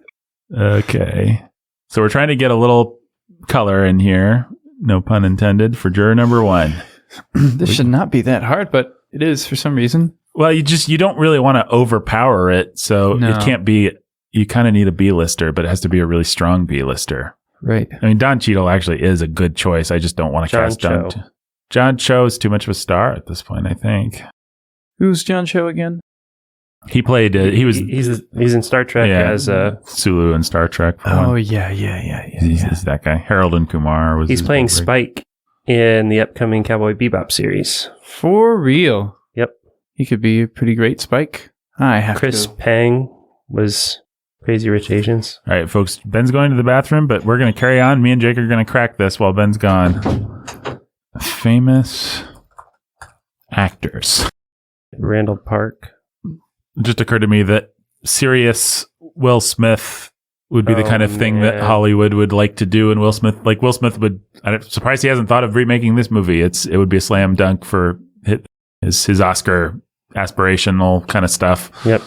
Have his team put it together and have him be Fonda. Yeah, Will Smith would actually be a good awesome Fonda. Fonda. I'm tempted to Change our recast. Let's just do it. Okay, sorry, Ben. Yep. So that means Ben Affleck's no longer in our movie. I guess we could make him juror number one if we wanted to. If we wanted to. All right, we just need a juror number one. Famous character actors. That's what I'm looking up. The 32 greatest character actors working today. Lloyd Goggins. Riz Ahmed. Riz Ahmed. Who is that? He played that beat up dude in Rogue One. Oh, yeah. I'm shocked that we haven't cast, what's his face, by the way? Mads Mikkelsen. Oh. I don't know why he's not in our movie. Yeah. He'd be a good juror number one. Lars Mikkelsen is Thrawn live action. Oh, there you go. He was already Thrawn as a voice actor. But. That's awesome. I didn't see that. That is correct. I did not realize he was Mads Mikkelsen's brother, to tell you the truth. Until just now. All right. We just need a good character acting. What about the guy that I forget his name, but he's really good. He's the black guy in the Daniel Craig James Bond movies.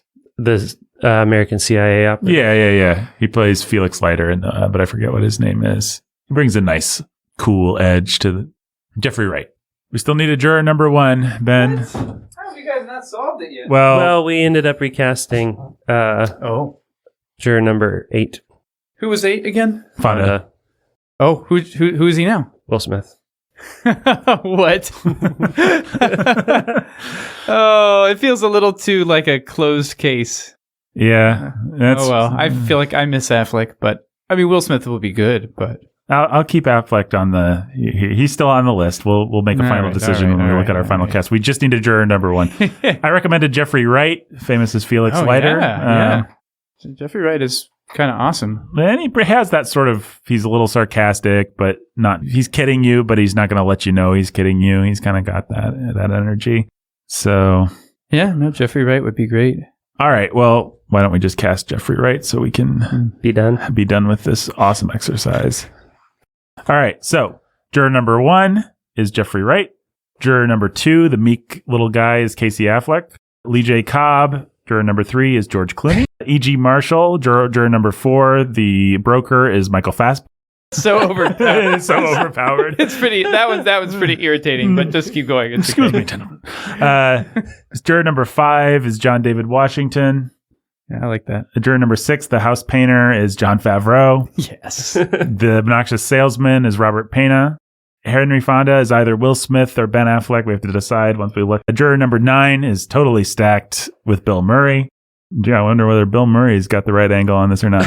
I wonder whether the most beloved man in America is correct. J.K. Simmons, talk about another highly stacked performance. It plays the racist. The European watchmaker is It's awesome. Oh, it's great. Your constitution, it is the foundation of it. Juror number 12 is Brad Pitt. I love it. Brad Pitt would be perfect. And let's not forget Judge Tom Cruise. I think Brad Pitt's the casting I'm most committed to of all of this. Yeah, no, that'd be fun. Yeah. Okay, yeah, Michael Fassbender is ridiculous. Okay, so we need a more subdued intellectual actor. Who is good at playing intelligence? I mean, Robert Downey Jr. is good at playing intelligence, but that's kind of stacking it. Same problem, kind of. Yeah. Although having Robert Downey Jr. play such a humorless character would be kind of interesting and fun, but maybe it's too far. Make a challenge for him. Yeah, I mean, okay, who's good at playing intelligence? Who wears glasses in movies? Well, someone we didn't think of who could do almost anything, Colin Farrell. He'd be good. He's good. I'm surprised we haven't nominated Denzel for any of these roles, by the way. No, it's just too much. Yeah, he's too much. But if you were gonna put him in, I think juror number 4 would be an interesting place for him. Have him play the analytical guy instead of the good do-gooder. He would have a lot of fun. We already cast his son, so there's no reason to cast him too. That's nepotism. Comedians are good at conveying intelligence. Who's a comedian that could play against type as juror number 4? Mm-hmm. I thought of Colin Farrell being funny and cheeky in movies now, so... Colin Farrell's not bad. But there's got to be... Dan Aykroyd. Bill Burr is the kind of guy that would be in this... But is he playing juror number 4? That's kind of... That could be fun. If you force him to be emotionless, and I don't know if he could do it. Chappelle. Chappelle's good. I actually like, as far as that's fun. Non-interest, like, because Chappelle actually comes across as a pretty dry person in his private life. Like he's got a persona, but you can tell there's a kind of a bored, intelligent guy behind the persona. So I like that. That's fun, and that's really unusual casting. Yeah, that's like Chappelle gets the Oscar kind of thing. So we've got, so let me go through this one more time, and then we'll decide if we're casting Will Smith or Ben Affleck. Sad state of affairs to have to choose between those guys. So we've got Jeffrey Wright as juror number 1, Casey Affleck as the meek juror number 2, George Clooney as angry father juror number 3, Chappelle as analytical juror number 4, John David Washington as juror number 5. I forget which one he is, honestly. He's the slum guy. Switchblade. Favreau as the house painter that just always wants to stand up for the little guy. Robert Pena just wants to make it to the baseball game. Although that could be Colin Farrell. Yeah, you have that guy annoying everyone the whole time. He would be good at that, actually. Yeah. But I like Robert Pena. Yeah, let's keep him. Henry Fonda is either Will Smith or Ben Affleck. McCardle is Bill Murray, which I stand by. Ed Begley is the racist. He is J.K. Simmons. That feels a little easy to me, but J.K. Simmons is always pretty great on the other hand. Yeah. Javier Bardem. That's another ridiculous piece of casting. That's my fault, but it's hilarious. Well, as long as we're doing that, let's keep Brad Pitt as juror number 12 and Tom Cruise as our judge. So with that, Murderer's Row, do we put Smith or Affleck in the Fonda position? We didn't get Brolin anywhere. No. I mean, there's all kinds of people we could put in there. Yeah. I'm leaning Affleck just because He'll bring so much grounding. He's more real. Like Will Smith's like, I'm acting. Look at me. I learned how to play a world weary guy. Whereas Affleck just hates life. So I think that's where I'm landing. I like it. It presents more opportunity for attention too. If you have a white guy have to be the dude, that gives somebody like Chappelle, somebody to really play off of. Have some aggression toward, and that's fun. Yeah, and you can just do a lot with that. Whereas if you have Will Smith and you have as ethnically diverse a cast as we have, then it feels really stacked. Mm-hmm. And this is a fun cast. Yep, let's greenlight it. This sounds great. Yeah, man. I think that Affleck Chappelle thing, that would be worth the price of admission. Right? Yeah, and seeing Javier Bardem is iconic role as the European It's obviously worth the price of admission. The Spanish watchmaker. It's awesome. And he would kill it too. Yeah, no. And then we get Rian Johnson to direct it. Mm-hmm. Yeah. Ben wants to give it to. Here's the reason why you don't. Here's the reason why you don't give it to Rian Johnson. Yeah. Rian Johnson hates conservatives. Yeah. And he would stack the deck one way or another. I mean, you think about, I love Knives Out, but what a smarmy movie that hates anyone who makes any kind of money. Mm-hmm. I mean, honestly, I'm firing Rian Johnson. I don't want him to do this movie, even though he's very talented. Yeah, that's too bad. I don't know who else you choose. You could get Spielberg. He would do a nice workman-like job. Like the old school workman, kind of workman that no one is capable of anymore. I don't know. It's the kind of movie that they'd give to Ridley Scott and he'd just make it generic. Yeah. Scott, man. Everything would be all contrasty and shadowy. Zack Snyder's 12 Angry Men. Dawn of Justice. Dawn of Justice. Denis Villeneuve. Oh, yeah. Boring. Yeah. Oh, man. Who's going to direct it? That reminds me, there's no Jake Gyllenhaal in this movie. That's too bad. I mean, he could play any of the parts. Yeah, he could do whatever. Maybe just send the script to Gyllenhaal and say, who do you want to replace? What would be a challenge for you? Yeah. I mean, he'd be great for anything from Fonda to Angry Dad. Like Gyllenhaal can just do it all. Yeah, that's true. And you'd want to see him. He could be a great European watchmaker. Okay. I don't know who's directing this movie. Pretty hard. You can see if Peter Weir it's like he's given up on making movies. Yep. So I don't know. Brett Ratner. The worst. Just the worst. I mean, if you wanted just some people to bring some real old school craftsmanship, get the Coen brothers. They would do as good a job as Lumet did. But I don't know why they'd want to do this. No, it's not mean enough. No. Or funny enough. I mean, I'd be interested in seeing their rewrite of it, but that's not the movie we're pitching today. Give it to like Spike Jonze. Yeah, he'd do a good job. Yeah. Tarantino. He'd bring something to it. He would. Christopher Nolan. See 12 Angry Men in IMAX. It's the only way. You feel like you can crawl inside their pores. David Fincher would knock it out of the park. Hey, that's not a bad idea at all. Actually, David Fincher would actually serve the material, wouldn't he? Yeah, no, Fincher would be great. He would make the best movie of anyone Fincher's he's a master.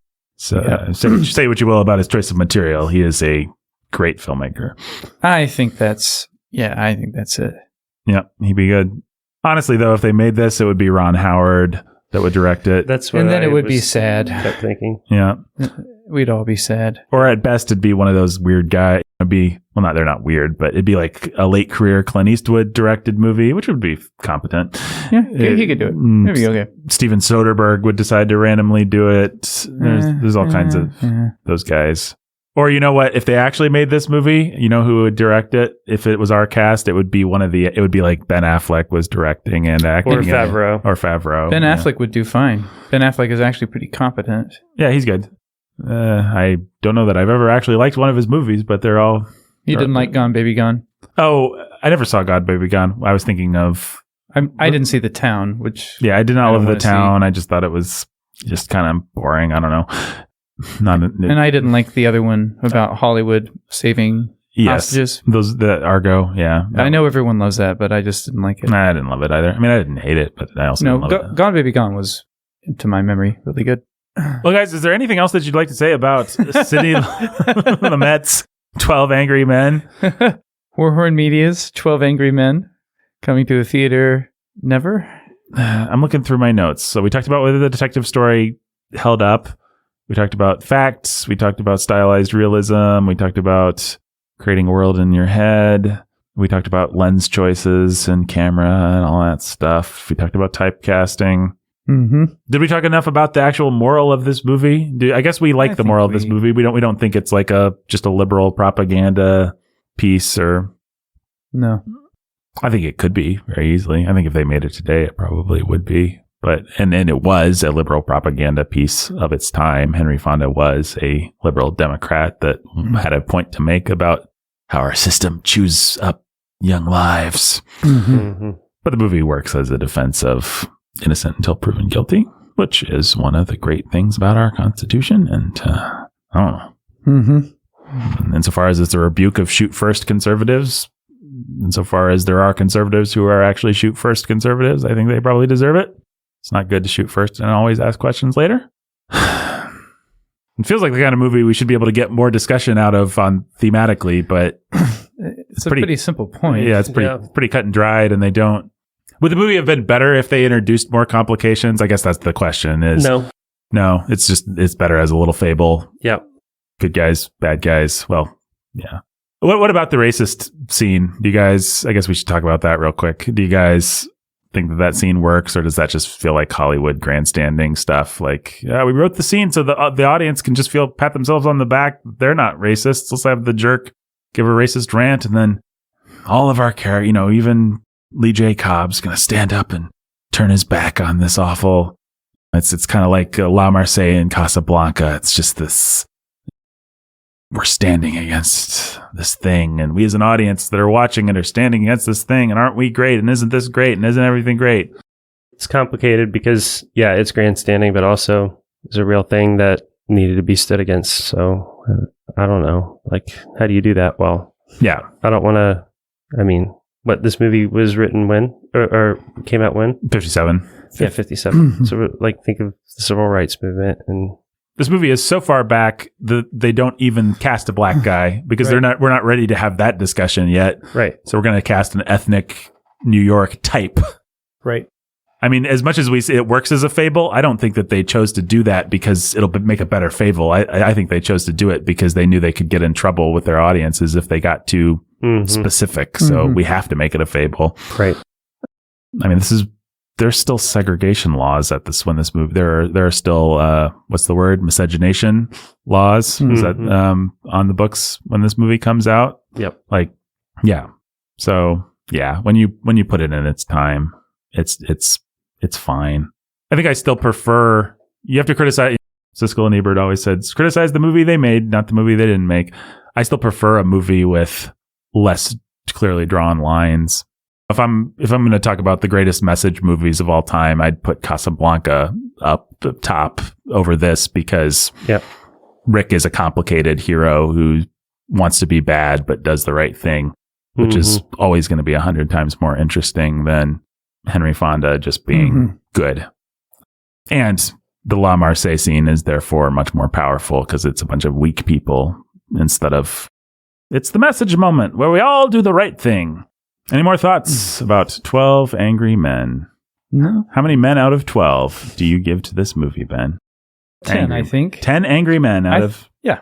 And why are you docking it? 2 Angry Men, well, I might ask? I don't know. I mean, maybe I give it 11. And why are you docking it? 1 Angry Man? Right now, Is this not a perfect movie? I'm that vacillating marketing guy right now. Let's see. It's great. It's great. It is... I can't help but agree with what you said, that it's more of an exercise in craftsmanship and storytelling than there's not a lot of meat on the bones to come back to. It's enjoyable to watch. Does it have to have, in order to be a 12 out of 12, does every movie have to be something that has a lot of meat on its bones to come back to? I don't know. I feel like the answer is, yeah, maybe. In terms of this podcast, the answer is you define your own system. So yeah, but I'm asking for Ben's sake. Yeah. I'm asking about Ben's system. Yeah. No, it's a good question, Jake. I don't know the answer. I haven't worked out my system entirely yet. I don't know why I instinctively dock it a little. I think I probably agree with you. I mean, if we're just talking about craftsmanship, it's 12 Angry Men out of 12 Angry Men. Yes, for sure. If we're talking about how much I care at the end of the day. Yes. If we're talking about rewatch, if we're talking about like, did I enjoy this? Is it something I'd want to go back to? It's like I admire it more than I enjoy it. But I enjoyed it. I was moved. I teared up a little bit at Lee J. Cobb at the end. I mean, Lee J. Cobb gets a 12 out of 12 for sure. I think he's fantastic, and you really feel his. Yeah. But it's not like It's a Wonderful Life. Like, it leaves you things like, yeah, I remembered that I'm a bitter person too. This is less that and more like, this is how people are. This is how we all can be. It's more general, more abstract, more fable-ish. I like that, but it's not, it doesn't feel as particular or as pointed at me as like It's a Wonderful Life or something like that. But then you come back to Jake's question, is it right to say this cheeseburger isn't the perfect steak? Well, it might be the perfect cheeseburger. Yeah. Here's another question. Did it actually make an impression on you that from the first time you saw it that has lasted? So It's a Wonderful Life says, oh yeah, you come back to it and you say, oh yeah, I'm bitter and angry like Jimmy Stewart. Did this movie from the first time you watched it inform anything? I would say that for a lot of people who've seen this movie's in the back of their mind every time a trial, every time the phrase reasonable doubt comes up, and it does good work as a preservative culturally. I don't know. I guess I'm just trying to make our discussion interesting. Well, no, this is helpful. This is helpful to me to think through it. I think that'll actually be true for me too from now on. Have you not seen it?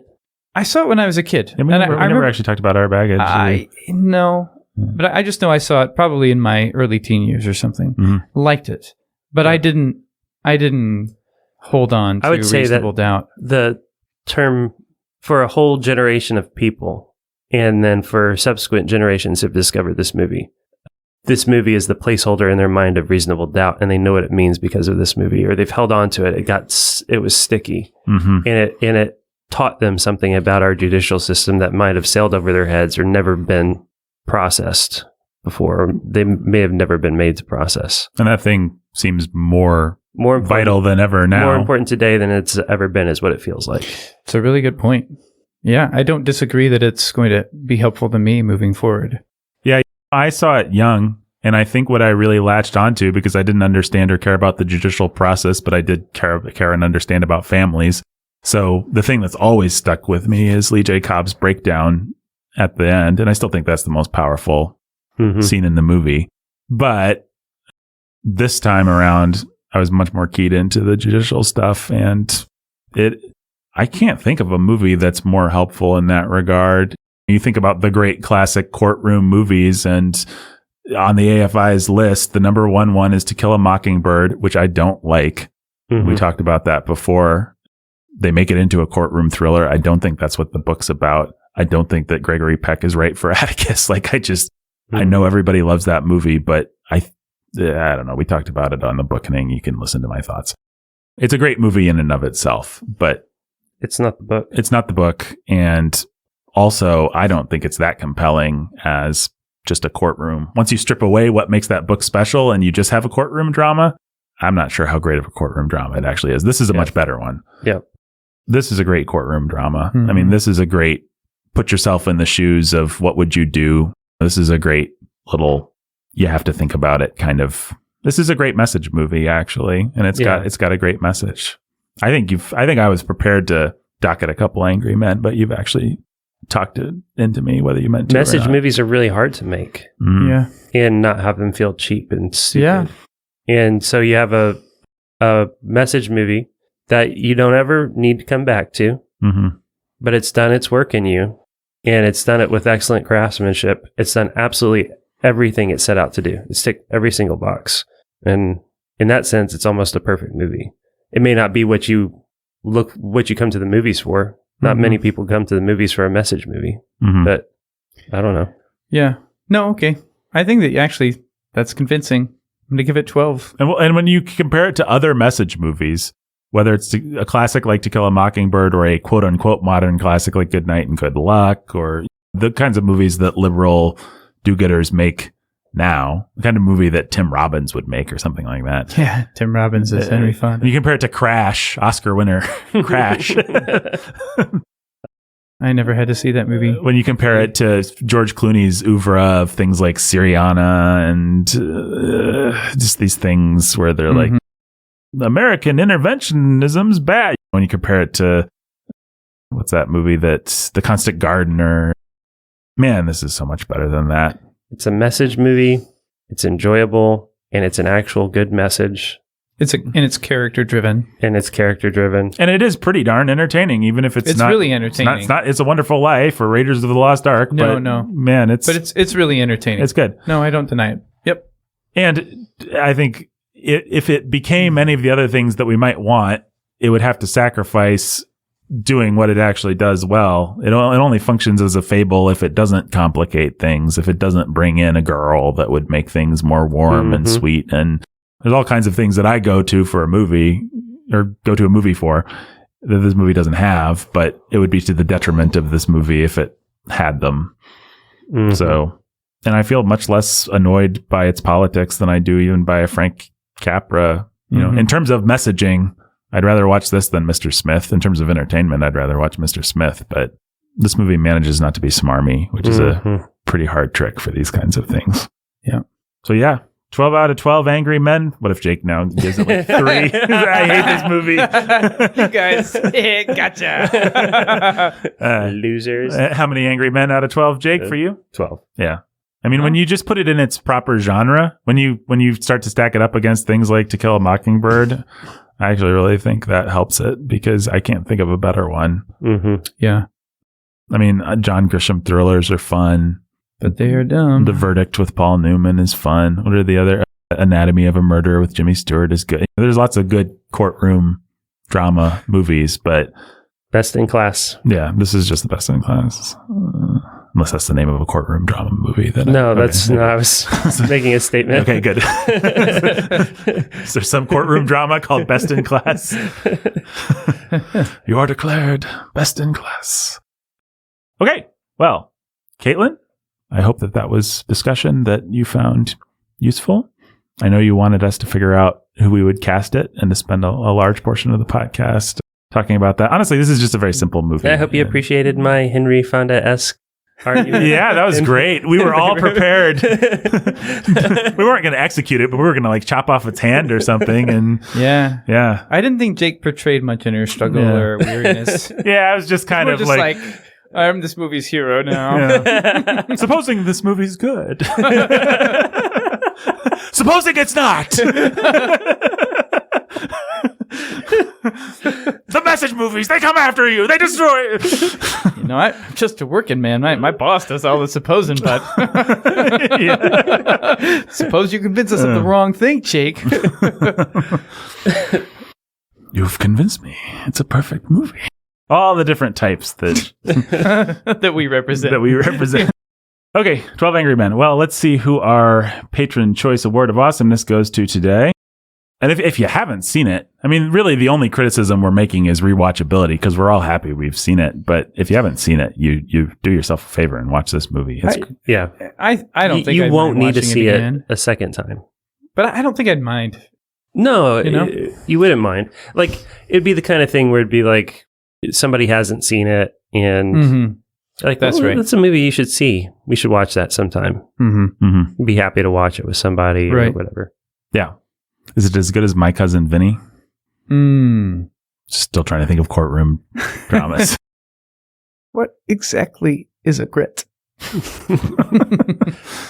It doesn't have Herman Munster as the judge, which is too bad.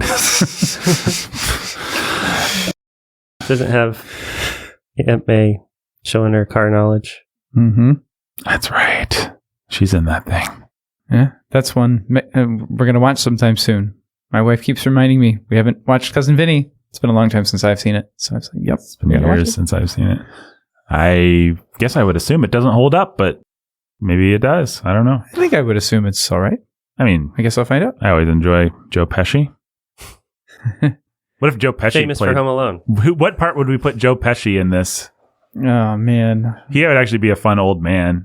Actually, that's great casting for the old man.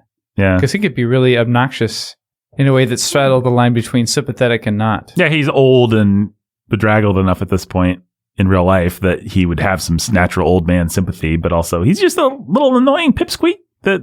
Danny Glover is an old man. Well, this was a patron suggestion from our good friend and patron, Caitlin. So I'm jumping ahead in the patron list a little bit, but I want to give the Patron Choice Award of Awesomeness to her today.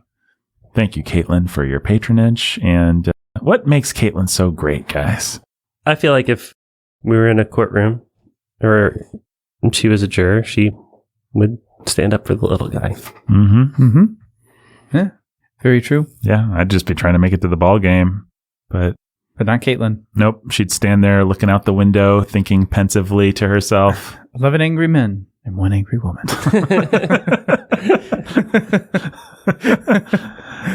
I never did care for the sequel. That's the other thing about our casting is that our jury would have to have women.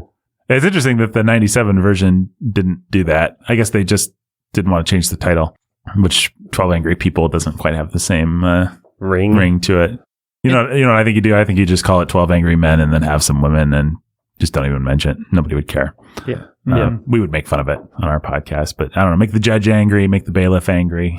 You can bring the angry men count up somehow. Have an angry cab driver at the beginning.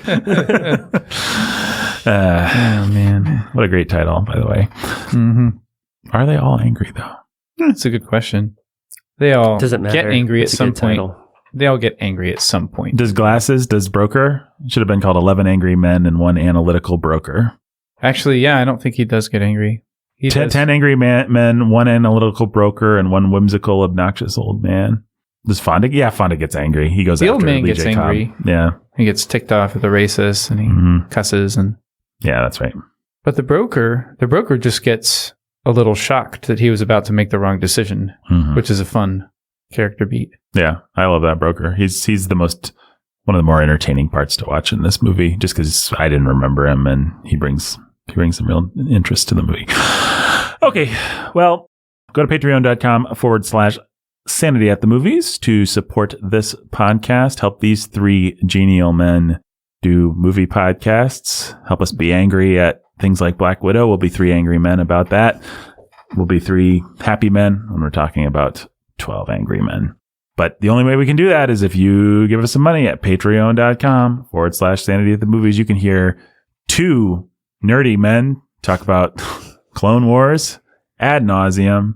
We're getting into some really fun arcs right now. Oh, yeah, man. Talked about Mortis last week. Super cool. I don't think those episodes have come out yet, but Mortis is coming. We're talking about the introduction of Darth Maul. Spoilers for something from 10 years ago. All kinds of stuff. Yeah. So, yeah. I hope soon we'll find a little time to read the Frank Darabont Indiana Jones script. You can also find our rendition of Duel of the Fates there. It's just a lot of fun. And if you get us to 250 or something like that, then we will be able to do the Superheroes Journey Part 2, where we will talk about the Christopher Reeves, I think, first two Superman movies, because I don't want to talk about... No. Just the first two. You're going to pay us a lot more. 3 and 4 are pure garbage. If you want us to talk about the Richard Pryor one or the stupid, cheap son bad guy one. That is incredibly boring. One of the most boring movies. Yep. And yet the one that I saw the most as a kid somehow. Oh, wow. So I think between that and Superman 2, somehow those just got rented a lot or something. Actually, fun fact, I've seen Superman 1. But I don't know that I've ever just sat down and watched Superman 1 from beginning to end. Like I've seen it on TV. I've walked in when my family's watching it. I know it pretty well, but I don't know that I've just ever watched it. I think I've watched it once as a kid, and that's all. Superman 2, on the other hand, all the time. Yeah, I saw that a bunch, and I'm guessing it's not half as good as Superman 1. No way. From my impression of it. It depends on the cut. Up. Does it really depend that much on the cut? I think the Donner cut is pretty great. Huh. I've never seen the Donner cut. That doesn't shock me. The Lester cut's pretty cheesy and... Yeah. Pretty mean. Yeah. He goes back to beat up that redneck after he gets his Superman powers back. It's like, this is not my Superman. So that doesn't happen in the Donner cut? I don't remember. I just remember seeing the Donner cut and thinking, well, that's not as stupid as I remembered. Well, we will do both cuts. I think to give people their money's worth, we have to do both, and it'll be fun to talk about. And we will also, which would be two movies that might not even be approach goodness, but they'll be really fun to talk about, which is Batman. Well, and they're touchstones that set the stage for... Well, at least one of them is the touchstone for modern movie making. I mean, Batman 89 is just like... Yeah. That's when they really figured it out. Yeah, okay, Jaws, Star Wars, but when they figured out, we can just market the crap out of this stuff and sell 1 million t-shirts. Everybody had Batman stuff. And it doesn't even really matter if the movie is what people want or if it's... Yeah. And it wasn't a good movie at all. Right. But kids, we can sell the iconography. The movie just doesn't even matter. That's going to be a lot of fun to talk about. And the journey of Batman to the screen, and the fact that I think a Indiana University guy was a screenwriter, or I don't know, somebody associated with Indiana University is associated with Batman 89. So many things to talk about. And then Batman Returns, one of the most bizarre, off-putting... gross. It's gross. But it's kind of awesome in its terrible way. I mean, it's some kind of masterpiece. A masterpiece of something. Yeah. Maybe a masterpiece of crap, but it's... Maybe so. Boy, in terms of bizarro, emo, angry movies where Michelle Pfeiffer kisses... Christopher Walken to death while electrocuting themselves. You can't do much better than... You can't do much better. A movie that was never for kids and that kids should never have seen, but it was probably too late for a lot of them by the time their parents realized. And yet, the Happy Meal toys that I remember are from that movie. The little duck and the I'm sure those were the best. That movie had the sold visual... some cool toys. That movie had the visuals that modern comic book movies only wish for. Yep. Agreed. Well, We're talking about it already, folks. No, Come on. stop it. Give us money so we can talk about this stuff. We want to talk about... That'd be so much fun to talk about. Yeah, and I want an excuse. I've been holding off because for years now, Jake's like, Superman, yay! And I'm like, yeah, I should go back and refresh myself. But now I need to wait because it'd be more fun for the audience of this podcast if I wait. So get us there. Get us there. Supposing you got us there. We do it. And until next time, not guilty. I'm just realizing I should have done guilty or not guilty instead of 12 out of 12 angry men. It would have made way more sense.